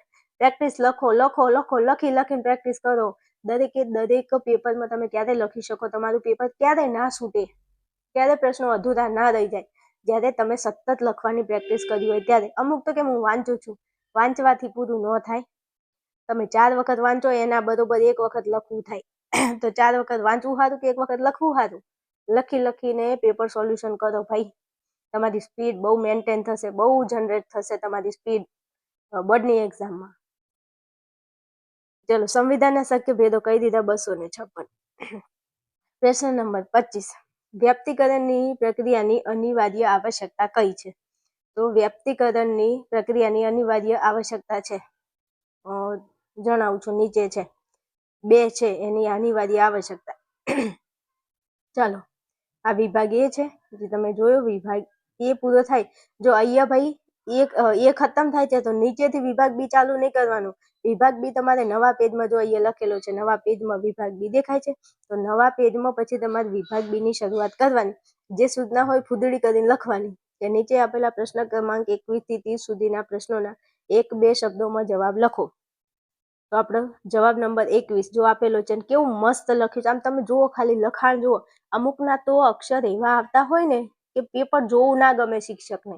એટલે અક્ષર બેટા થોડા વ્યવસ્થિત સુધારેલા રાખવાના. અહીં તમે જોઈ શકો છો જવાબ 21 કેવો સરસ લખ્યો છે. આમ કેવું ફટાફટ આમ કરીને એક માઇક આપી દે ફટાફટ શિક્ષક. હા, એવું રાખવાનું. જો તાર્કિક કારકો અન્ય તાર્કિક સહયોગીના નામે ઓળખાય છે. જવાબ નંબર 21 પૂરું. ચલો પછી કીધું છે જે દલીલ અપ્રમાણભૂત ન હોય તો તે દલીલ કેવી હોય? પ્રમાણભૂત હોય. પત્યું. આટલો જવાબ છે કે જે દલીલ અપ્રમાણભૂત ન હોય તો દલીલ પ્રમાણભૂત હોય. પછી જવાબ 23 એમાં કીધું છે HS ના નિયમનું નામ. તો HS ના નિયમનું નામ થશે સોપાધિક સંવિધાનને લગતો નિયમ. પૂરું. તો કે પૂરું. ચલો જવાબ 24માં કીધું છે કે સંવિધાનના શક્ય ભેદો કેટલા છે? 256. પૂરું. તો કે પૂરું. પછી પ્રશ્ન નંબર 25માં એવું પૂછ્યું હતું કે વ્યક્તિકરણની પ્રક્રિયાની અનિવાર્ય આવશ્યકતા કઈ છે? તો બે છે, એક તાર્કિક કૂદકો છે અને એક બૌદ્ધિક સાહસ છે. વ્યક્તિકરણની પ્રક્રિયાની અનિવાર્ય આવશ્યકતા કઈ છે? તાર્કિક કૂદકો અને બૌદ્ધિક સાહસ. જેને 100માંથી 100 માર્ક લાવવાના છે ભાઈ તમને જણાવી દઉં કે ચેપ્ટર નંબર 5ના અમુક પ્રશ્નો એવા હશે કે જે તમારો હટ કરતો 1 ગુણ લઈને જતું રહેશે. કારણ કે તમે તત્વજ્ઞાનમાં બધા વિભાગમાં પૂરેપૂરા માર્ક્સ લાવી શકો છો, પણ એક વિભાગ બી એવો છે જે તમારા 1-2 માર્ક્સ તોડશે. એટલે જેનો ટાર્ગેટ છે 100માંથી 100 માર્ક લાવવાના, તો તમે વિભાગ બી ઉપર વધારે ભાર આપજો, વધારે ફોકસ કરજો અને વધારે પ્રશ્નોની તૈયારી વિભાગ બીમાં કરજો. જો ટાર્ગેટ 100માંથી 100 નો હોય તો. બાકી તો વાંધો નહીં, પાસ થવા વાળા તો અમથા પાસ થઈ જશે. ખાલી વિડીયો જોજો ને થોડી તૈયારી રાખજો. હાલો, તો 5 પ્રશ્નોના જવાબ મેં તમને અહીંયા આપી દીધા છે. હવે બાકીના 5 પ્રશ્નોના જવાબ નીચે છે, પણ પહેલા પ્રશ્નો બતાવી દઉં તમને. હાલો, ચલો પ્રશ્ન નંબર 26. પ્રશ્ન નંબર આપણો 26 શું કહે છે? કોના પ્રત્યક્ષ જ્ઞાનથી અનુમાનની ક્રિયાનો આરંભ થાય છે? હેતુના પ્રત્યક્ષ જ્ઞાનથી અનુમાનની ક્રિયાનો આરંભ થાય છે. પ્રશ્ન નંબર 27માં કીધું છે વાપરવાથી વધે એવું ધન કયું? વિદ્યારૂપી ધન. કયું ધન? વિદ્યારૂપી ધન. પછી માનવ ધર્મ પુસ્તકના રચયિતા 28માં કીધું છે તો રવિન્દ્રનાથ ટાગોર. યાદ રાખવાનું રમા. શું? રમા. ર એટલે રવિન્દ્રનાથ ટાગોર ને મા એટલે માનવ ધર્મ. ઓકે. હાલો, 29માં કીધું છે સર્વધર્મ સંભાવથી શું પ્રગટ થાય છે? ધાર્મિક સહિષ્ણુતા પ્રગટ થાય છે. સર્વધર્મ સંભાવથી બેટા શું પ્રગટ થાય છે? ધાર્મિક સહિષ્ણુતા પ્રગટ થાય છે. પછી 30માં કીધું છે આંતરરાષ્ટ્રીય યોગ દિવસ ક્યારે ઉજવવામાં આવે છે? 21 જૂનના રોજ. ક્યારે? 21 જૂન. અને આ પ્રશ્ન 1000% મોસ્ટ આઈએમપી. જો હું તમને જણાવી દઉં એક આ હેતુવાળો પ્રશ્ન, આ વાપરવાથી વધે એવું ધનની તો શું વાત કરું, બીજી કહો તો બોર્ડની એક્ઝામમાં હશે. આ માનવ ધર્મ અને આ યોગ દિવસ વાળો પ્રશ્ન, આ તો તમારે ટીપ ટાપ આ શક્ય ભેદો. આ કોઈ પૂછવાનું નહીં કે તૈયાર કરું કે ના કરું, કરી નાખજો તમારે. હા, હકીકતમાં કહું છું મોસ્ટ આઈએમપી પ્રશ્નો છે. હાલો, તો હવે 26 થી લઈ અને 30ના જવાબ હું તમને આપી દઉં છું અને પછી આપણે વિભાગ સી ઉપર આગળ વધીએ છીએ. રેડી? હાલો, ચલો આવી ગયા છીએ આપણે ફટાફટ વિભાગ બી ના આગળના જવાબ નંબર 26 ઉપર. ચલો કીધું છે કે કોના પ્રત્યક્ષ જ્ઞાનથી અનુમાનની ક્રિયાનો આરંભ થાય છે? તો ખાલી લખી દો હેતુના પ્રત્યક્ષ જ્ઞાનથી અનુમાનની ક્રિયાનો આરંભ થાય છે. જવાબ નંબર 26. ચલો પછી વાપરવાથી વધે એવું ધન કયું? તો વિદ્યારૂપી ધન વાપરવાથી વધે એવું ધન છે. વિદ્યારૂપી ધન વાપરવાથી વધે એવું ધન છે. ચલો જવાબ 28માં કીધું તું માનવ ધર્મ પુસ્તક કોને લખ્યું? રવિન્દ્રનાથ ટાગોરે. કોને લખ્યું છે? રવિન્દ્રનાથ ટાગોરે. ચલો 29માં કીધું તું કે સર્વ ધર્મ સંભાવથી શું પ્રગટ થાય છે? તો ધાર્મિક સહિષ્ણુતા પ્રગટ થાય છે. સર્વ ધર્મ સંભાવથી શું પ્રગટ થાય છે? ધાર્મિક સહિષ્ણુતા પ્રગટ થાય છે. પછી 30માં આંતરરાષ્ટ્રીય યોગ દિવસ ક્યારે ઉજવાય? 21મી જૂનના રોજ ઉજવવામાં આવે છે. ત્યારે 21મી જૂનના રોજ ઉજવવામાં આવે છે. હવે જોઈ લો, તમે ખાલી જુઓ તો ખરા જવાબ કેવા લખ્યા છે. જવાબ 26, 27 અને મસ્ત જગ્યા છોડીને લખ્યા છે. ભાઈ જો આ પુરવણીના પૈસા આપણે આપીએ છીએ હો, કંજુસાઈ કરતા નહીં. અને તમારે ઘરેથી પુરવણી લઈને જવાની નથી, ત્યાંથી તમને આપવાની છે. એટલે આ જો એક લીટી છોડી અને સરસ મજાનું લખવાનું હો. હા, જગ્યા રાખવાની મસ્ત. જો કેવું છૂટું લખ્યું છે, એવું છૂટું લખવાનું. ઉપર આ તો બધા કાદવ કીચડની જેમ લખે. હાલો હવે વિભાગ સી નું અહીંયા નાનું અમથું ટચુકડું કટિંગ તમારા માટે લઈ લીધું છે. જો શું કરું મારે તમને હવે કંઈ ખાધું ભણાવું તો ખરા. ચાલો વિભાગ સી ઉપર આગળ વધીએ એના પહેલા દરેક વિદ્યાર્થી ભાઈ આવા સરસ મજાના પેપર સોલ્યુશન કરવા હોય તો ફટાફટ આવી જજો આઈએમપી પેપર સેટમાં. આર્યન ક્લાસીસમાં તમને આઈએમપી પેપર સેટ મળે છે 5 વિષયનો, તો ફટાફટ ખરીદી અને ભણવાનું ચાલુ કરી દેજો. એમાં વિભાગ એ, વિભાગ બી અને વિભાગ સી નું સોલ્યુશન તમને મળી જશે. તો વિભાગ એ બી સી નું સોલ્યુશન મળશે, ડી અને ઈના પ્રશ્નો તૈયાર કરવાના. થઈ ગઈ તમારી બોર્ડની તૈયારી. ખરીદી લેજો ભાઈ, એના માટે નંબર આપેલો જ છે. તમે ખાલી શોર્ટ વિડીયો ખોલશો ને એટલે બધો આપણા ઓફિસનો જે નંબર છે ને એ તમને મળી જશે. હાલો વિભાગ સી ની શરૂઆત કરવી છે. વિભાગ સી તમારો 20 ગુણનો છે. તમને 31 થી 44 સુધીના પ્રશ્નો આપેલા હશે અને એમાંથી કોઈ પણ ખાલી 10 પ્રશ્નો તમારે લખવાના છે. કેટલા? 10 પ્રશ્નો તમારે લખવાના છે. તો જો અહીંયા વિભાગ સી નો પ્રશ્ન નંબર 31માં જોજો બરોબર. આ એ કરીને લખ્યું છે ને સામાન્ય વિદ્યાર્થીઓ માટે, અને 31 બી છે ને દ્રષ્ટિહીન વિદ્યાર્થીઓ માટે. એટલે જે વિદ્યાર્થીઓ દ્રષ્ટિહીન એટલે જે વિદ્યાર્થીઓ જોઈ શકતા નથી એના માટે બી નંબરનો પ્રશ્ન છે, અને જે જોઈ શકે છે એના માટે એ નંબરનો પ્રશ્ન છે. તો આમાં મારા વાલાઓ મને ખબર છે ઘણા આમાં પ્રોબ્લેમ કરીને આવશે અને પછી ઘેર આવીને જોશે એટલે કે ઓ શીટ, મને તો ખબર જ નથી. તને ખબર શું હોય છે? ઝૂમ કરીને જોવો જરા.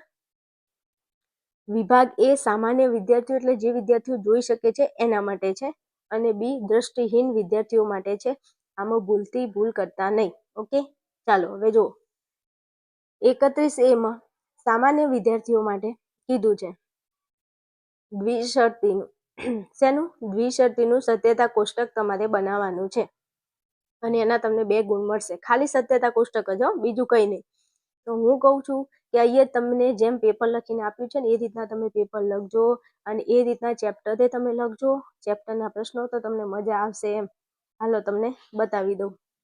શરતીનું સત્યતા કોષ્ટક આવી ગયા આપણે વિભાગ સી માં. ચાલો જોઈ લો, આપણો વિભાગ સી છે.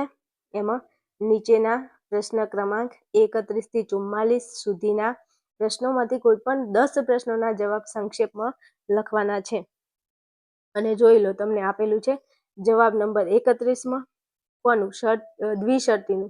કોનું? દ્વિશર્તીનું સત્યતા કોષ્ટક. તો ઘટકરૂપ વિધાન અને તેનું સત્યતા મૂલ્ય, સંયુક્ત વિધાન અને તેનું સત્યતા મૂલ્ય. એમાં આપણને ખબર છે કે 2 સાદા વિધાનો આવે અને વચ્ચે આવે દ્વિશર્તી. તો એક સાદું વિધાન આગળ, સાદું વિધાન બીજા નંબરમાં લખી નાખો, પછી પી દ્વિશર્તી ક્યુ. પછી ખબર છે 2 સાદા વિધાનો હોય તો આડી લાઈન હરોળ કેટલી આવે? 4 આવે. તો 1, 2, 3 અને 4. 2 માં ટી, 2 માં એફ, 1 માં ટી એફ, ટી એફ. પૂરું? તો કે પૂરું. દ્વિશર્તીનો નિયમ શું છે સત્યતા મૂલ્યનો? તો કે ટીટી હોય એની સામે ટી લખો, એફ એફ હોય એની સામે ટી લખો, બાકી બધે એફ એફ. હવે આ બધું કેમ? હા ભાઈ, બધું ત્યારે તમને ક્યારે ભણાવી દો તો આપણો વિડીયો બહુ લોંગ થઈ જાય. એટલે તમારે આ ટાઈપનું સત્યતા કોષ્ટક દોરવાનું છે મસ્ત. તમે આ ટાઈપનું સત્યતા કોષ્ટક દોરશો તમને 2 માંથી 2 માર્ક આપશે. 1 માર્ક તમારો કટ ના થાય આમાં. રેડી? આવું કરજો. હાલો 32માં નંબરનો પ્રશ્ન બતાવી દઉં તમને. તો જો 32માં નંબરના પ્રશ્નમાં તમને એવું કીધું છે કે જો વિદ્યાર્થી મહેનત કરશે નહીં તો તેને સફળતા મળશે નહીં. શું કીધું છે? જો વિદ્યાર્થી મહેનત કરશે નહીં તો તેને સફળતા મળશે નહીં. તો અહીંયા તમારે આ સંયુક્ત વિધાનની શું કરવાની છે? પ્રાતિક રજૂઆત. ફરી સમજાવું, જુઓ. આ વિધાનની તમારે પ્રાતિક રજૂઆત કરવાની છે અને તેનો પ્રકાર ઓળખાવાનો છે. 1 માર્ક્સ તમને પ્રાતિક રજૂઆતનો અને 1 માર્ક્સ તમને એનો પ્રકાર ઓળખાવાનો. અને જો આ પ્રશ્ન અને આ બે પ્રશ્ન પહેલા નંબરના ચેપ્ટરના છે તો મારું માનો તો તમારે ભાઈ 5 કારકો છે, 5માંથી કોઈ પણ એક કારકનું તમને ખાલી સત્યતા કોષ્ટક રચવાનું કહેશે. તો 2 ગુણમાં સત્યતા કોષ્ટક કરી લો ને ભાઈ. તમને શું તકલીફ છે ભાઈ કે તત્વજ્ઞાન નહીં આવડતું? શું કરવું મારે બોલો? અને 32માં તમને પ્રાતિક રજૂઆત કોઈ પણ વિધાન આપશે અને એની તમારે પ્રાતિક રજૂઆત કરવાની અને પ્રકાર ઓળખાવાનો છે. તો આપણે પ્રાતિક રજૂઆતે કરી છે ને પ્રકારે ઓળખાયેલો છે. જો અહીંયા જો જવાબ નંબર 32 સંકેતાવલી કરી. એક તો વિદ્યાર્થી મહેનત કરશે અને બીજું તેને સફળતા મળશે. તો મહેનત કરશે એના માટે પી અને સફળતા મળશે એના માટે ક્યુ. હવે પ્રાતિક રજૂઆત વિધાન ઉપર જોઈને પછી પ્રાતિક રજૂઆત કરવાની. તો પી નિષેધ પી, શરતી નિષેધ ક્યુ. વિધાનનો પ્રકાર લખવાનો. અહીંયા શરતી છે તો જટિલ શરતી વિધાન. વિધાનની પ્રાતિક રજૂઆત શું થશે? જટિલ શરતી વિધાન. હવે આ કેવી રીતે આવ્યું, કેવી રીતે ના આવ્યું, એ બધાને જે મારી જોડે ભણેલા છે એમને આવડતું હશે. તમે નથી ભણ્યા, નથી આવડતું, તો 499માં માત્ર તત્વજ્ઞાનનો કોર્સ છે, ખરીદી અને ભણી લો. એપ્લિકેશનમાં મસ્ત ભણાવ્યું છે. નાના માટે તમારે શું કરવાનું છે? મને ફોન કરી, મેસેજ કરી અને વધારે માહિતી મેળવી શકો છો. અત્યારે એટલો બધો ટાઈમ નથી કે હું તમને આ ડીપમાં સમજાવી શકું. હો ભાઈ, ઓકે, રેડી? ચાલો, અહીંયા 32મો પ્રશ્ન પૂરો. આગળ જઈએ 33મા નંબરનો પ્રશ્ન. ચલો જોઈ લો. 33મા નંબરનો પ્રશ્ન. વૈકલ્પિક સંવિધાનને લગતા નિયમનું રૂપ અને સંક્ષેપ લખો. વૈકલ્પિક સંવિધાન એટલે ડીએસનો નિયમનું તમારે રૂપ લખવાનું છે અને એનું સંક્ષેપ નામ. તો સંક્ષેપ તો મેં કહી દીધું કે વૈકલ્પિક સંવિધાનને લગતો નિયમનું રૂપ અને સંક્ષેપ. તો સંક્ષેપ લખ્યું છે, એનું રૂપ શું થશે? પી વિકલ્પ ક્યુ, નિષેધ ક્યુ, તેથી પી. બસ પૂરું. અને આ કેવી રીતે લખવાનું? જો અહીંયા લખીને આપ્યું છે 33મા નંબરનો પ્રશ્નનો જવાબ જો છે. જવાબ 33. પહેલા રૂપ લખો. પી વિકલ્પ ક્યુ, નિષેધ પી, તેથી ક્યુ, અથવા નિષેધ ક્યુ, તેથી પી. બંને રીતે તમે રૂપ લખી શકો છો. બે સાચા છે. સંક્ષેપમાં લખવાનું કે વૈકલ્પિક સંવિધાનને સંક્ષેપમાં ડીએસ તરીકે ઓળખવામાં આવે છે. પૂરું? ઓકે, પૂરું. આટલું કરશો એટલે 2 માર્ક્સ. 1 માર્ક્સ આનો ને 1 માર્ક્સ આનો. પૂરું? ચાલો, પછી પ્રશ્ન નંબર 34 છે. તો પ્રશ્ન પહેલા બતાવી દઉં. 34મા નંબરનો તમે જોઈ લો શું છે. અહીંયા કીધું છે તમને 34માં સીડીના નિયમનું નામ અને રૂપ લખો. એટલે ભાઈ ખાલી અનુમાનના 8 નિયમો તૈયાર કરો, એના રૂપ તૈયાર કરો અને એનું નામ ખાલી તૈયાર કરો. ગુજરાતી નામ, સંક્ષેપ નામ અને રૂપ તૈયાર કરો. તો અહીંયા 4 ગુણમાં પ્રશ્ન પૂછાય છે. કેટલા? 4 ગુણમાં. કારણ કે આ પ્રશ્નના 2 ગુણ, આ પ્રશ્નના 2 ગુણ. 4 ગુણનો ત્રીજા ચેપ્ટરનો પ્રશ્ન છે. પણ તમને અનુમાનના નિયમો કરવા નથી. હવે કરવું શું મારે? બોલો. ચલો, સીડીના નિયમનું નામ અને રૂપ લખેલું છે અહીંયા પ્રશ્ન નંબર 34માં જોઈ લો. તો આ સીડીના નિયમનું શું છે? નામ છે. વિધિવાચક વિધાનુમાનને લગતો નિયમ. અને પછી કીધું છે એનું રૂપ. તો સીડીનું રૂપ શું થાય? પી શરતી ક્યુ, આર શરતી એસ, પી વિકલ્પન આર, તેથી ક્યુ વિકલ્પન એસ. લખી દેવાનું પેલા પી ક્યુ આર એસ, પછી પી આર ને મૂકી દો તો પી આર, અને પછી ક્યુ એસ ને મૂકી દો તો ક્યુ એસ. 2 વખત શરતી, 2 વખત વિકલ્પન. થઈ ગયું? તો કે થઈ ગયું. ફરી સમજાઈ દઉં. પી ક્યુ આર એસ આટલું લખી નાખો. પછી પી આર ને ત્રીજા નંબરમાં લખો પી આર, પછી ક્યુ એસ ને ચોથા નંબરમાં લખો ક્યુ એસ, પછી 2 વખત ઉપર શરતી, 2 વખત વિકલ્પન. પૂરું? પૂરું. હાલો, 34મો પ્રશ્ન પૂરો. હવે મારે તમને લઈ જવા છે 35મા પ્રશ્નમાં. જુઓ શું છે. તો આ આપણો 35મો પ્રશ્ન છે. કીધું છે માન્ય રૂપાળા સંવિધાનમાં હા હા હા ભેદનું અર્થઘટન લખો. ચોથા ચેપ્ટરનો પ્રશ્ન. અર્થઘટન લખવાનું છે. માન્ય રૂપાળા સંવિધાનમાં હા હા ભેદનું અર્થઘટન. ભાઈ કશું નથી લે ભાઈ. આ હા એટલે સાધ્ય વિધાન, આ હા એટલે પક્ષ વિધાન, અને આ હા એટલે ફલિત વિધાન. પૂરું. જોઈ લો જવાબ 35માં. જો આ રહ્યો જવાબ છે ને. કશું નહીં. માન્ય રૂપાળા સંવિધાનના હા હા હા ભેદનું અર્થઘટન આ પ્રમાણે છે. માન્ય રૂપાળા આ સંવિધાનમાં સાધ્ય વિધાન હા છે, પક્ષ વિધાન હા છે અને ફલિત વિધાન હા છે. આ હા, જો આ પહેલો હા એટલે સાધ્ય વિધાન, બીજો હા એટલે પક્ષ વિધાન અને ત્રીજો હા એટલે ફલિત વિધાન. પૂરું. આટલું જ? હા, એટલું જ. બસ મોજ કરો તમે તમારે. હાલો, 35 પૂરું. 36મા નંબરમાં શું કીધું છે જોઈ લઈએ જરા. પ્રશ્ન નંબર આપણો 36માં કીધું છે સામાન્ય વિદ્યાર્થીઓ માટે સંવિધાનની આકૃતિ અને ભેદની ખાલી ભેદ જણાવવાનો છે. આની આપણે આકૃતિ દોરવાની છે અને ખાલી ભેદ લખવાનો છે. 1 માર્ક તમને આકૃતિનો મળશે અને 1 માર્ક્સ તમને ભેદનો મળે છે. તો આવા પ્રશ્નો જો હું તો કહું કે પહેલું ચેપ્ટર, પછી ત્રીજું ચેપ્ટર અને ચોથું ચેપ્ટર. વિભાગ સી માટે આ પહેલું, ત્રીજું અને ચોથું ચેપ્ટર તો ટીપ ટાપ તૈયાર કરી લેવાય. એમાં આમ એને મુકાય જ નહીં બિલકુલ, એવું કહેવા માંગુ છું. કારણ કે આ ચેપ્ટરમાં એટલા સહેલા પ્રશ્નો પૂછાય છે ને, જો તમે વ્યવસ્થિત તૈયારી કરી હોય તો. હાલો, હવે સર્વ વકીલો વાચાર છે, કેટલાક વકીલો વિદ્વાન છે, અને અહીંયા તમને આકૃતિ જરા બતાવી દઉં. આપણું ફલિત વિધાન છે. ફલિત વિધાનનું બેટા જે આ પહેલું પદ છે ને એ આપણું પક્ષ પદ છે. બીજું પદ જે છે ને એ સાધ્ય પદ છે. હવે વિદ્વાનો જ્યાં હોય ત્યાં પ મૂકી દો, આ છે વિદ્વાન તો અહીંયા મૂકું પ, અને વાચાળ જ્યાં હોય તો તમે સા મૂકી દો, તો વાચાળ છે તો સા મૂકું.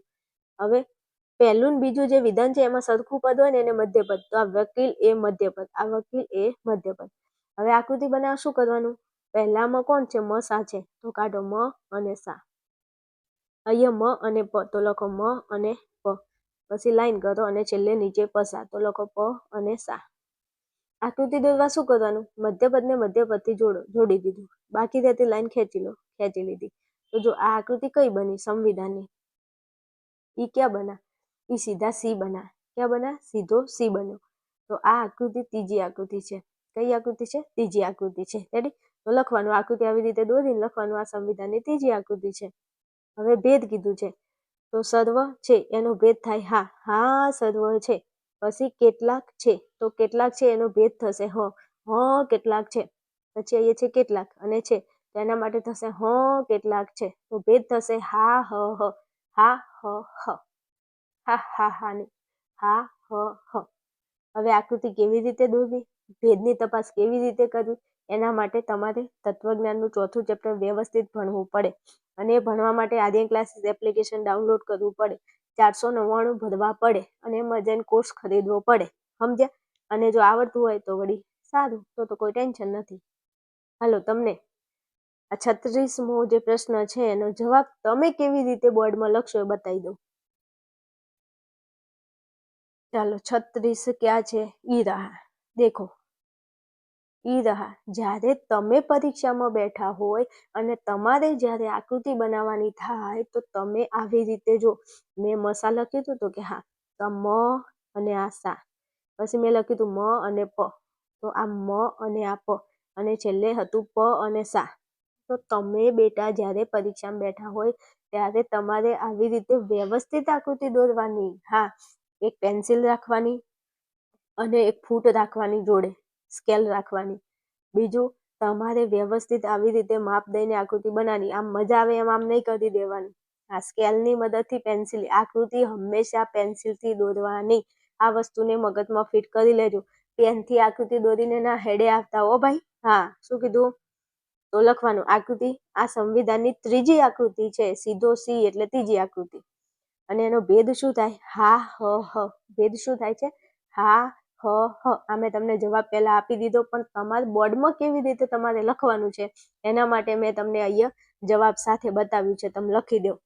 આવી રીતે તમારે વ્યવસ્થિત આકૃતિ દર્શાવવાની છે. PDF તમને મળી જશે, ડોન્ટ વરી, ચિંતા કરતા નહીં. એના માટે આપણા નંબર ઉપર અને આપણું ટેલિગ્રામ વોટ્સએપ ચેનલમાં તમે જોઈન થઈ જજો. ડિસ્ક્રિપ્શનમાં લિંક આપેલી છે. ચલો, 36મો પ્રશ્ન પત્યો. 37મો પ્રશ્ન શું કીધો છે? હવે જો, અહીંયા 36મો ક્વેશ્ચન હતો ને, આ 36મો હતો. હવે 36B માં સંવિધાનની આકૃતિ અને ભેદની વ્યાખ્યા. આ તો દ્રષ્ટિહીન વિદ્યાર્થીઓ માટે છે, આપણા માટે નથી. હાલો, પછી જો 37મો પ્રશ્ન છે કે વ્યાપ્તિકરણના તાત્વિક આધાર, વૈજ્ઞાનિક વ્યાપ્તિ કયા તાત્વિક આધારોને સ્વીકારે છે? તો બે આધારો છે, કાર્યકારણનો નિયમ અને પ્રકૃતિની એકરૂપતાનો નિયમ. તો લખી નાખવાનું, 5મું ચેપ્ટર છે, આવડતું હોય તો લખી નાખવાનું, શું વાંધો છે. અને 38માં અનુમાનની ક્રિયાની અનિવાર્ય શરતો. તો જવાબ નીચે આપેલા છે. આ બધા પ્રશ્નો, જેમાંથી ખાલી 10 પ્રશ્નો લખવાના છે, તો આમાંથી મેં 10 પ્રશ્નો લખાવ્યા છે. જવાબ નીચે આપેલા છે બધાના. હવે પ્રશ્નો નહીં બતાવું, સીધો જવાબ તમને બતાવી દઉં. હાલો, ચલો 35 પૂરું. આપણે 37માં આવી ગયા. પ્રશ્ન નંબર 37માં એવો પ્રશ્ન હતો કે વૈજ્ઞાનિક વ્યાપ્તિ કયા તાત્વિક આધારોને સ્વીકારે છે? તો તમારે આવી રીતે જવાબ નંબર 37 પછી મસ્ત એરો કરીને લખવાનું. વૈજ્ઞાનિક વ્યાપ્તિ આ બે તાત્વિક આધારોને સ્વીકારે છે. કયા આધારો છે? એક છે કાર્યકારણનો નિયમ અને બીજો છે પ્રકૃતિની એકરૂપતાનો નિયમ. રેડી? પછી આપણને પ્રશ્ન નંબર 38, એટલે અહીંયા જવાબ 38 આપેલો છે. 38મા નંબરમાં પ્રશ્નમાં આપણને એવું કીધું છે કે અનુમાન ક્રિયાની અનિવાર્ય શરતો કઈ કઈ છે? તો ભાઈ લખવાનું, અનુમાનની ક્રિયાની અનિવાર્ય શરતો બે છે. એક નંબરમાં હેતુની પક્ષમાં હાજરી છે એવું પ્રત્યક્ષ જ્ઞાન, અને બીજા નંબરે હેતુ અને સાધ્ય વચ્ચે વ્યાપ્તિ સંબંધ છે એ હકીકતની સ્મૃતિ થાય છે. આ છઠ્ઠા ચેપ્ટરમાં મસ્ત ભણાવી દીધું છે. હાલો, તો 38મો પ્રશ્ન પૂરો. પછી આપણે આયા 39માં. તો 39મો પ્રશ્ન તમને જે આપ્યો છે એમાં તમને એવું કીધું છે કે સામાજિક મૂલ્યોના ઉદાહરણ આપો.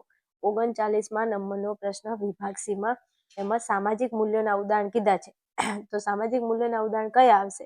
કુટુંબ, લગ્ન સંબંધ, મૈત્રી, સામાજિક સેવાના કાર્યો, રાષ્ટ્રભક્તિની પ્રવૃત્તિ, સાંસ્કૃતિક સંગઠનો કે સંસ્થાઓના સભ્ય તરીકે સક્રિય સહયોગ આપવો વગેરે સામાજિક મૂલ્યના ઉદાહરણો છે.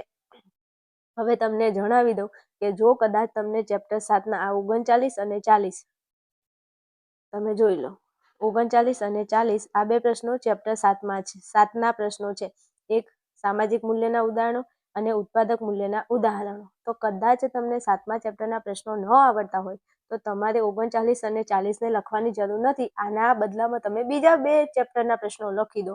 તો જેમ કે આપણે જઈએ ઉપર જોઈએ વિભાગ સીમાં કયા કયા પ્રશ્નો છે. જો ઈધર આવો, જો આપણે 37મો પ્રશ્ન લખ્યો, 38મો લખ્યો, પછી મેં 39 અને 40મો પ્રશ્ન લખાવ્યો છે. પણ તમને જો આ પ્રશ્ન ન આવડે તો તમે અથવામાં બીજા પ્રશ્નો લખી શકો છો, કારણ કે આપણને તો 10 પ્રશ્નો કીધા છે, તો આપણે 10 પ્રશ્નો લખવાના છે. તો એક તો તમને કીધું છે ધ્રુવ ધાતુનો અર્થ, પછી ધાર્મિક જીવન દ્વારા માનવીમાં કેવા પ્રકારના ગુણો પ્રગટ થાય છે, પછી ભારતમાં ઉદ્ભવ પામેલા ધર્મો કેટલા છે અને કયા કયા, અને અષ્ટાંગ યોગના અંગો કયા કયા છે. જો આપણે વિભાગ સી ને ફરી હું તમને બતાવી દઉં ભાઈ. જો કે વિભાગ સી માં તમારે કેટલા પ્રશ્નો લખવાના છે મારા વાલા? જો 31 થી 44 સુધીના પ્રશ્નોમાં કોઈ પણ 10 પ્રશ્નો લખવાના છે. કેટલા? 10. તો આપણે 31મો લખ્યો, 32મો, એટલે બે પ્રશ્નો લખ્યા. આપણે લખવાના કેટલા? 10. તો ચલો 31, 32 બે લખ્યા, બે થઈ ગયા. પછી ચલો આ બે પ્રશ્નો અહીંયા લખ્યા, પછી બે, પછી આ પ્રશ્ન લખ્યો એટલે 3, આ પ્રશ્ન લખ્યો એટલે 4, આ પ્રશ્ન લખ્યો એટલે 5, આ પ્રશ્ન લખ્યો એટલે 6. લે 6 પ્રશ્નો તો થઈ ગયા. કેટલા? 6 પ્રશ્નો. આટલા સુધી 36 સુધી આપણે 100 પ્રશ્નો લખી દીધા. તો હવે 6 લખ્યા, આપણે લખવાના કેટલા? 10. તો 6 લખ્યા, બાકી કેટલા છે? 4. તો 4 પ્રશ્નો નીચેમાંથી કોઈ પણ 4 પ્રશ્નો લખો તમારું કામ થઈ જાય. હવે 4 પ્રશ્નો લખવાના છે. એમાં હું એમ કહું છું કે જો તમારે આ 5મું 6ઠું ચેપ્ટરના બે પ્રશ્નો 37, 38 નહીં લખવાના તો ચાલે, 39, 40 નહીં લખો તો ચાલશે. ખાલી પાછળના 3 ચેપ્ટર છે, 8મું, 9મું અને 10મું ચેપ્ટર મસ્ત તૈયાર કરી લો, એના 4 પ્રશ્નો લખી દો. તો જો 6 થઈ ગયા હતા, પછી આ 7મો, આ 8મો, આ 9મો અને આ 10મો થઈ ગયા 10 પ્રશ્નો. તો કે હા થઈ ગયા. તો તમે કેટલા ચેપ્ટર ઉડાડી શકો છો વિભાગ સીમાં? તો વિભાગ સી માટે તમે 5મું ચેપ્ટર ના કરો તોય ચાલે, પછી 6ઠું ચેપ્ટર ના કરો તોય ચાલે, અને 7મા ચેપ્ટરના આ પ્રશ્નો 2 ના કરો તોય ચાલે. એટલે 5મું, 6ઠું, 7મું ચેપ્ટર વિભાગ સી માટે ના કરો ચાલે. પણ એના માટે તમને આગળના ચેપ્ટર એટલે કે 1લું, 3જું, 4થું, 8, 9 અને 10 આ ચેપ્ટર આવડતા હોય તો તમારે 5મું, 6ઠું, 7મું ચેપ્ટર વિભાગ સી માટે ના કરો તો ચાલે. પહેલા ચેપ્ટરના 2 પ્રશ્નો, ત્રીજા ચેપ્ટરના 2 પ્રશ્નો, ચોથા ચેપ્ટરના 2 પ્રશ્નો, 8માના 2, 9માના 2 અને 10માનો 1 પ્રશ્ન. આવી રીતે તમે લખો તો તમારે 10 પ્રશ્નો થઈ જાય. તો 5મું, 6ઠું, 7મું ચેપ્ટર ના લખો તો ચાલે, પણ અહીંયા મેં લખાવ્યું છે તમને ખાલી બતાવવા માટે. તો જો તાત્વિક આધારો લખ્યા, અનુમાનિક ક્રિયાની શરતો લખી, સામાજિક મૂલ્યોના ઉદાહરણ લખ્યા, ઉત્પાદક મૂલ્યનું લક્ષણ અને ઉદાહરણ હવે બતાવું છું. પછી ધ્રુવ ધાતુનો અર્થ આવશે, ધાર્મિક જીવન દ્વારા માનવીમાં કેવા ગુણો પ્રગટ થાય છે એનો જવાબ આપીશ. પછી ભારતમાં ઉદ્ભવ પામેલા ધર્મો કેટલા કયા કયા ઈ લખાઈશ, અને અષ્ટાંગ યોગના 8 અંગો એ બતાવું છું. હવે જોઈ લો. ચલો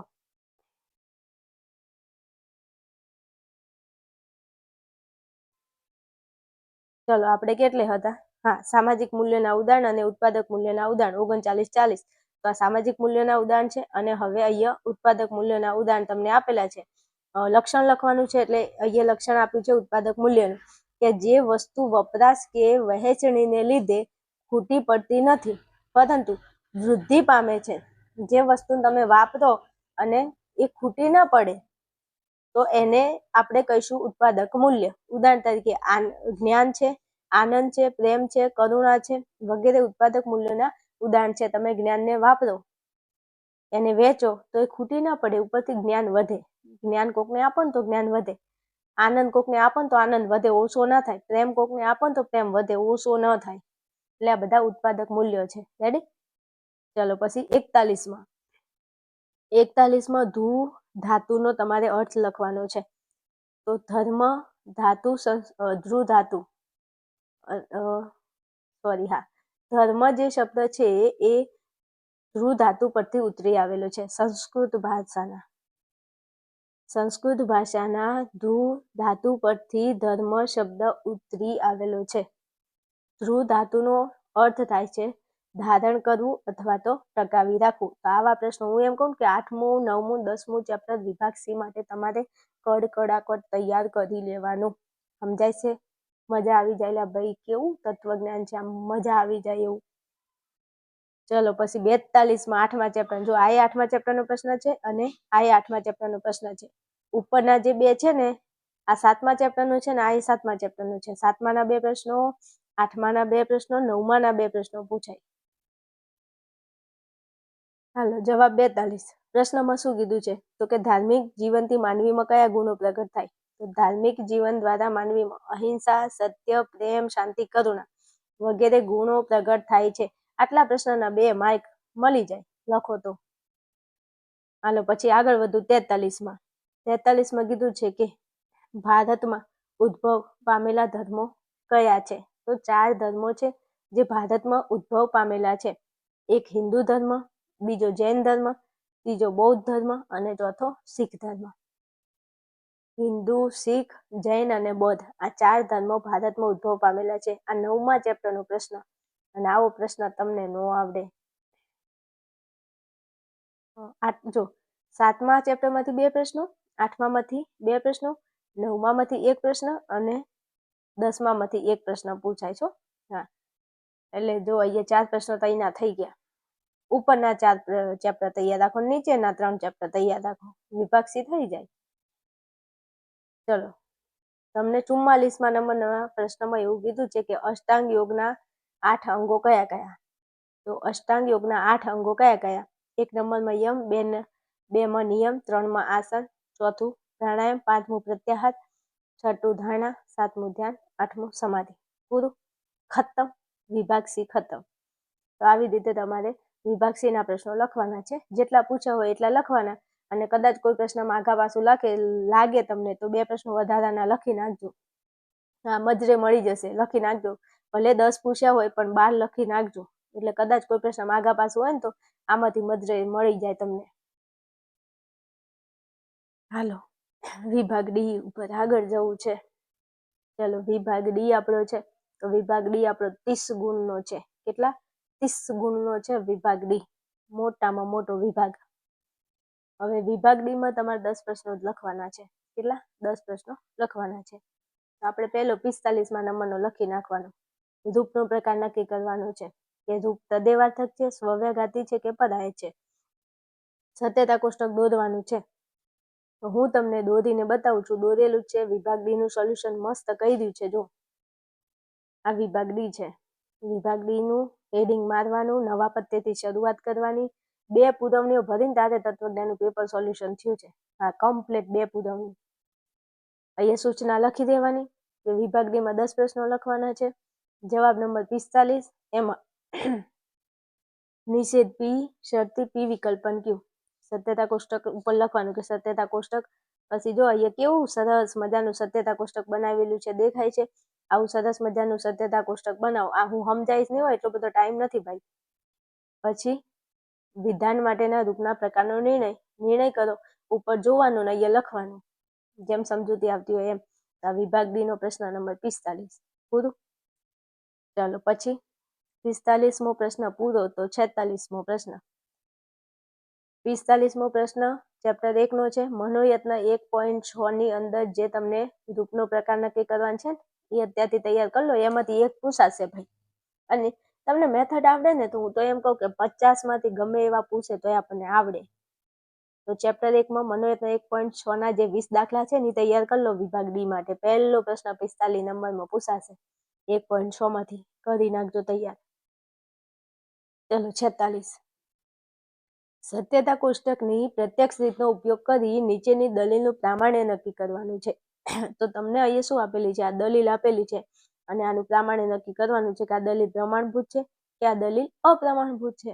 એના માટે તમે સત્યતા કોષ્ટક બનાવો અને નક્કી કરો તો મેં બનાવેલું છે. ચલો સત્યતા કોષ્ટક તમને બતાવી દઉં. પ્રશ્ન નંબર 46 ઈ રहा પ્રશ્ન નંબર 46 જો પ્રશ્ન નંબર 46 લખવાનું સત્યતા કોષ્ટકની પ્રત્યેક શીટનો ઉપયોગ કરીને નીચેની દલીલનું પ્રામાણ્ય નક્કી કરો. આવું લખવાનું તો પેલા ભાઈને ખબર પડે શિક્ષકનું.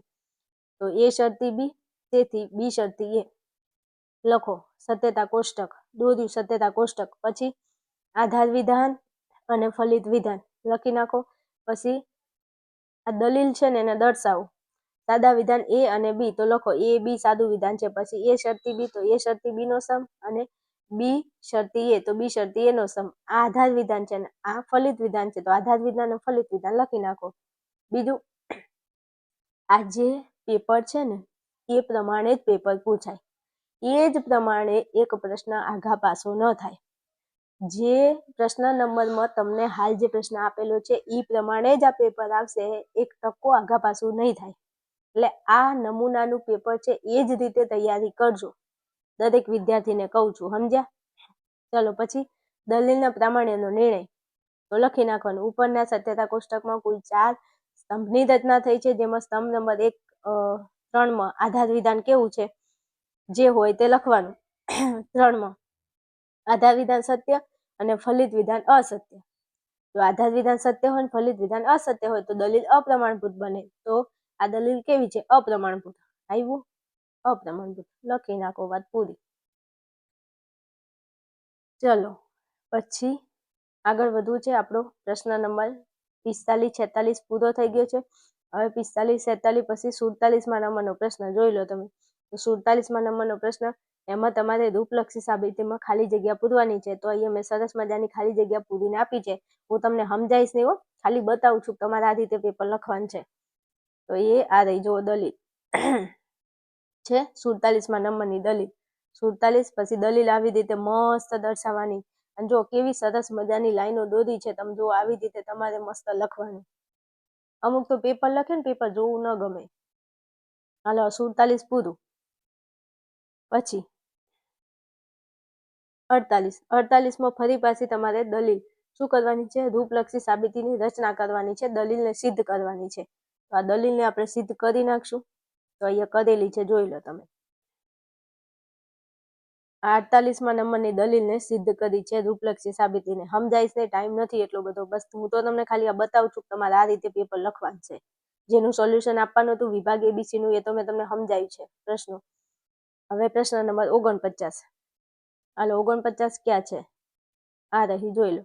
49માં કીધું છે કે સંવિધાનની આકૃતિ ભેદ અને પ્રામાણ્ય નક્કી કરો. આકૃતિ દોરવાની, ભેદે કહેવાનો અને પ્રામાણ્ય કે આ સંવિધાન પ્રમાણભૂત છે કે અપ્રમાણભૂત. આની આકૃતિ ભેદ અને પ્રામાણ્ય. પછી 49 50 ચોથા ચેપ્ટરમાંથી 2 સંવિધાન પૂછાય છે. આકૃતિ ભેદ અને પ્રામાણ્ય. 49 અને 50 જો આ છે સંવિધાન, અહીંયા છે સંવિધાન. આકૃતિ ભેદ પ્રામાણ્ય. આકૃતિ ભેદ પ્રામાણ્ય. તો બે તમને બતાવી દઉં જોઈ લો. ચલો આ રહ્યું 49માં નંબરની આકૃતિ. આવી રીતે આકૃતિ મસ્ત દોરવાની. જો કેટલી બધી લીટીઓ લીધી છે. 5-6 લીટીનો ઉપયોગ કરીને આકૃતિ દોરવાની. અમુક તો શું કરે ખબર? એ આટલું એક લીટીમાં પતાવી દે આકૃતિ. એટલે ભાઈ આવી આકૃતિ ન હોય. પેન્સિલથી આકૃતિ દોરવાની. જો કેવું ઝેડ દોરે છે. આમ તમે જોવો તો ખરા. આમ કેવી મજા આવે આકૃતિ જોવો તો. પછી લખવાનું આકૃતિ કરી. આ સંવિધાનની ચોથી આકૃતિ છે. પછી લખવાનું ભેદ. હા ભેદ છે. અને પ્રામાણ્ય. સંવિધાનમાં અસ્તિત્વલક્ષી ભાવાર્થનો દોષ થાય છે. તેથી આ સંવિધાન પ્રમાણભૂત છે. 3 ગુણ રોકડા મળી જાય તમને કોઈ જફામારી કર્યા વગર. ચોથું ચેપ્ટર ના આવડતું હોય તો કોર્સમાં આવી જાવ ભણવા માટે. ચલો 49 પછી 50માં આવું જ છે સેમ ટુ સેમ. આકૃતિ ભેદ પ્રામાણ્ય. જો સરસ મજાની આકૃતિ દોરી છે. બીજી આકૃતિ છે લખો આકૃતિ ભેદ પ્રામાણ્ય. આ સંવિધાનની બીજી આકૃતિ છે. ભેદ હા છે. હા ભેદ શું છે? હા પ્રામાણ્ય. અહીંયા અવ્યાપ્ત મધ્યપદનો દોષ થાય છે. કયો? અવ્યાપ્ત મધ્યપદનો દોષ થાય છે. એટલે સંવિધાન પ્રમાણભૂત બને છે. પૂરું? તો કે પૂરું.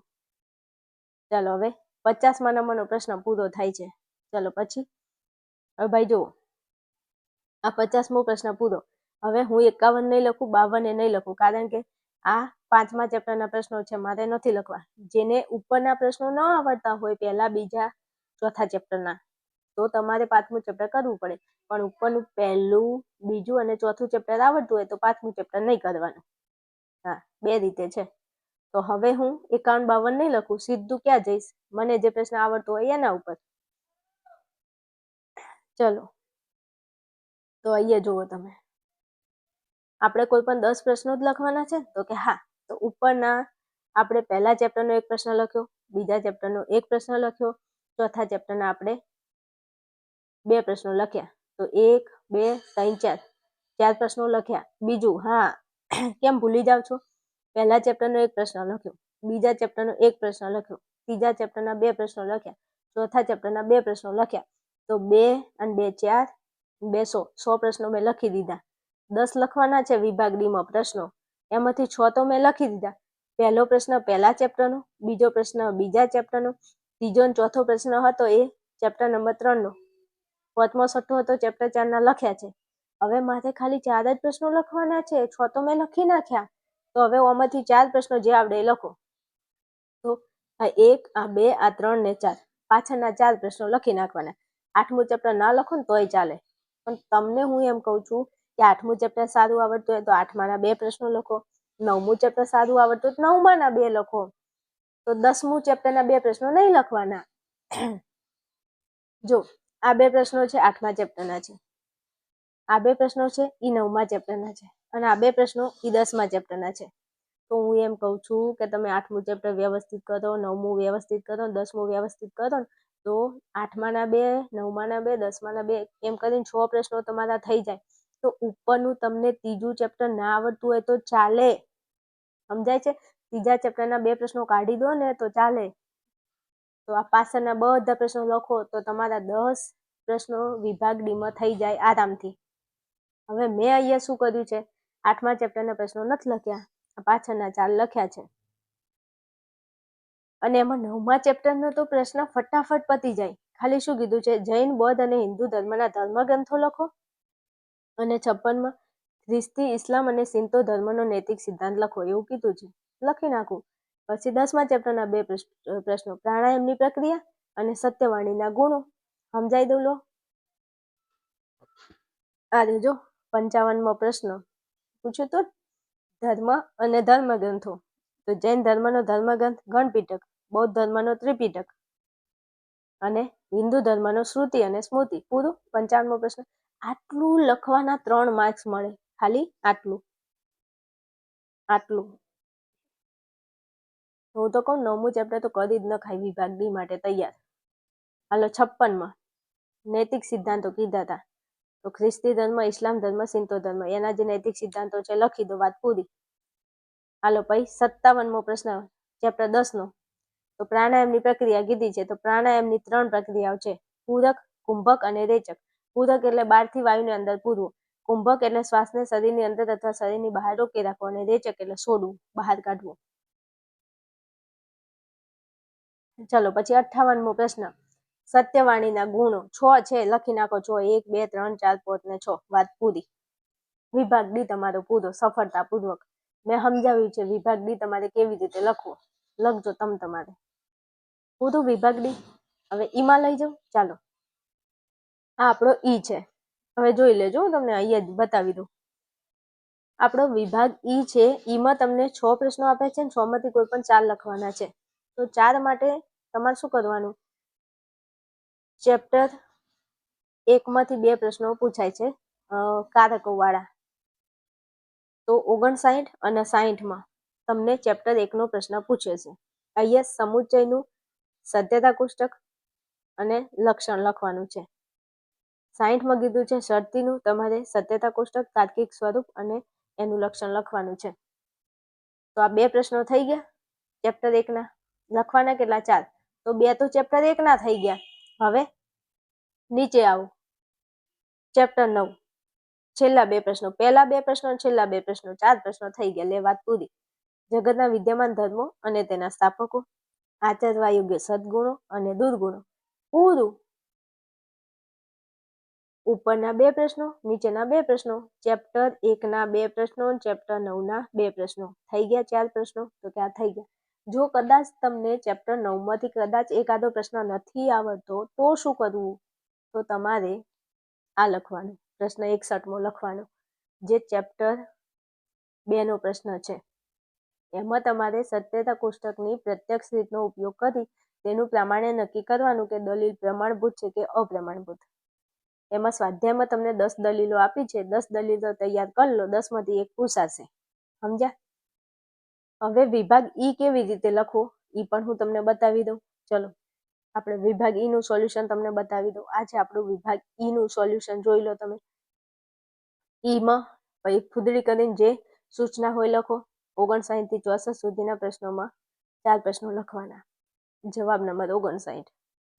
એમાં પહેલા તમારે લખવાનું લક્ષણ. ઈ સમુચય કયું? સમુચયનું છે ને પ્રશ્ન, એટલે લક્ષણ. પછી એનું સત્યતા કોષ્ટક. પછી એનું તાર્કિક વિશ્લેષણ. તાર્કિક વિશ્લેષણમાં 3 મુદ્દા આવવા જોઈએ. 1, 2 અને ત્રીજો. તો 3 મુદ્દા કયા કયા? 1 નંબરે સમુચય દ્વિમુખી કારક છે. બીજામાં સમુચય સત્યતા ફલનલક્ષી કારક છે.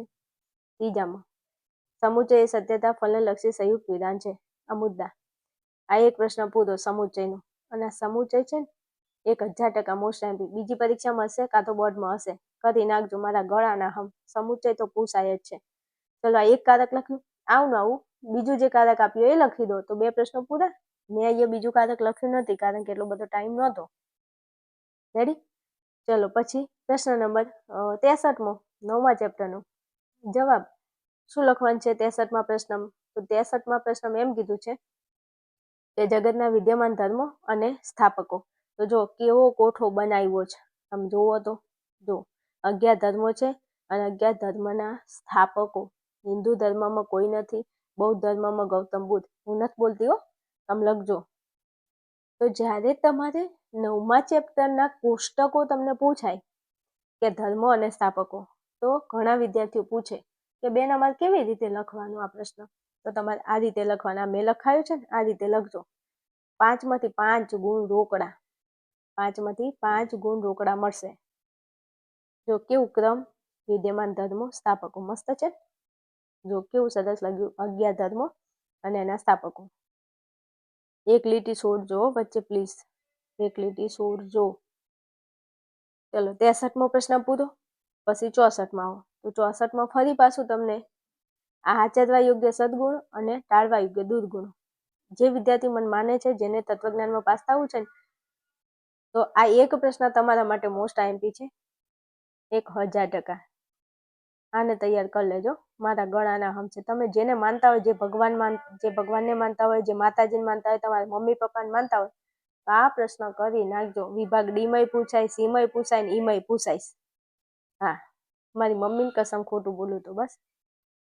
પણ આ પ્રશ્ન તમે તૈયાર કરજો. અને આચરવા યોગ્ય સદગુણો 10 છે જો આ રહ્યા, અને દુર્ગુણો 10 છે આ રહ્યા. આવી રીતના લખો તો આમ પેપરમાં વટ પડી જાય તમારો. જો વિભાગીનો છેલ્લો પ્રશ્ન 64મો. 64 પ્રશ્નો પૂરા. આવી રીતે લખજો. જો તમારું પેપર સુપર ડુપર હિટ ના જાય તો હું બેઠી છું. 100માંથી 100 માર્ક ના આવે ને તોય હું બેઠી છું. જો આ રીતના કોઈ પેપર લખે ને તો કેવી રીતે પુરવણી લખ્યું છે તમે જોયું? તમે આ રીતે લખજો તો બેસ્ટ પેપર જશે. આની પીડીએફ જોઈતી હોય તો તમે ટેલિગ્રામ ચેનલમાં આવજો. ટેલિગ્રામ ચેનલની લિંક નીચે ડિસ્ક્રિપ્શનમાં આપેલી છે. આટલી બધી મહેનત તમારા માટે કરી છે તો થોડી મહેનત તમે મારા માટે કરી દેજો. વિડીયોને લાઇક શેર કરજો. ચેનલને સબસ્ક્રાઇબ કરી અને કોમેન્ટ તો એવી ઢગલા બંધ કરજો ને પ્યારી પ્યારી મસ્ત અને એક સારું એવું દિલ મૂકી દેજો તમારું. હો, હાલો મળીશું આવા પ્રશ્નપત્ર સાથે. ત્યાં સુધી જોતા રહેજો, ભણતા રહેજો અને મોજ કરતા રહેજો.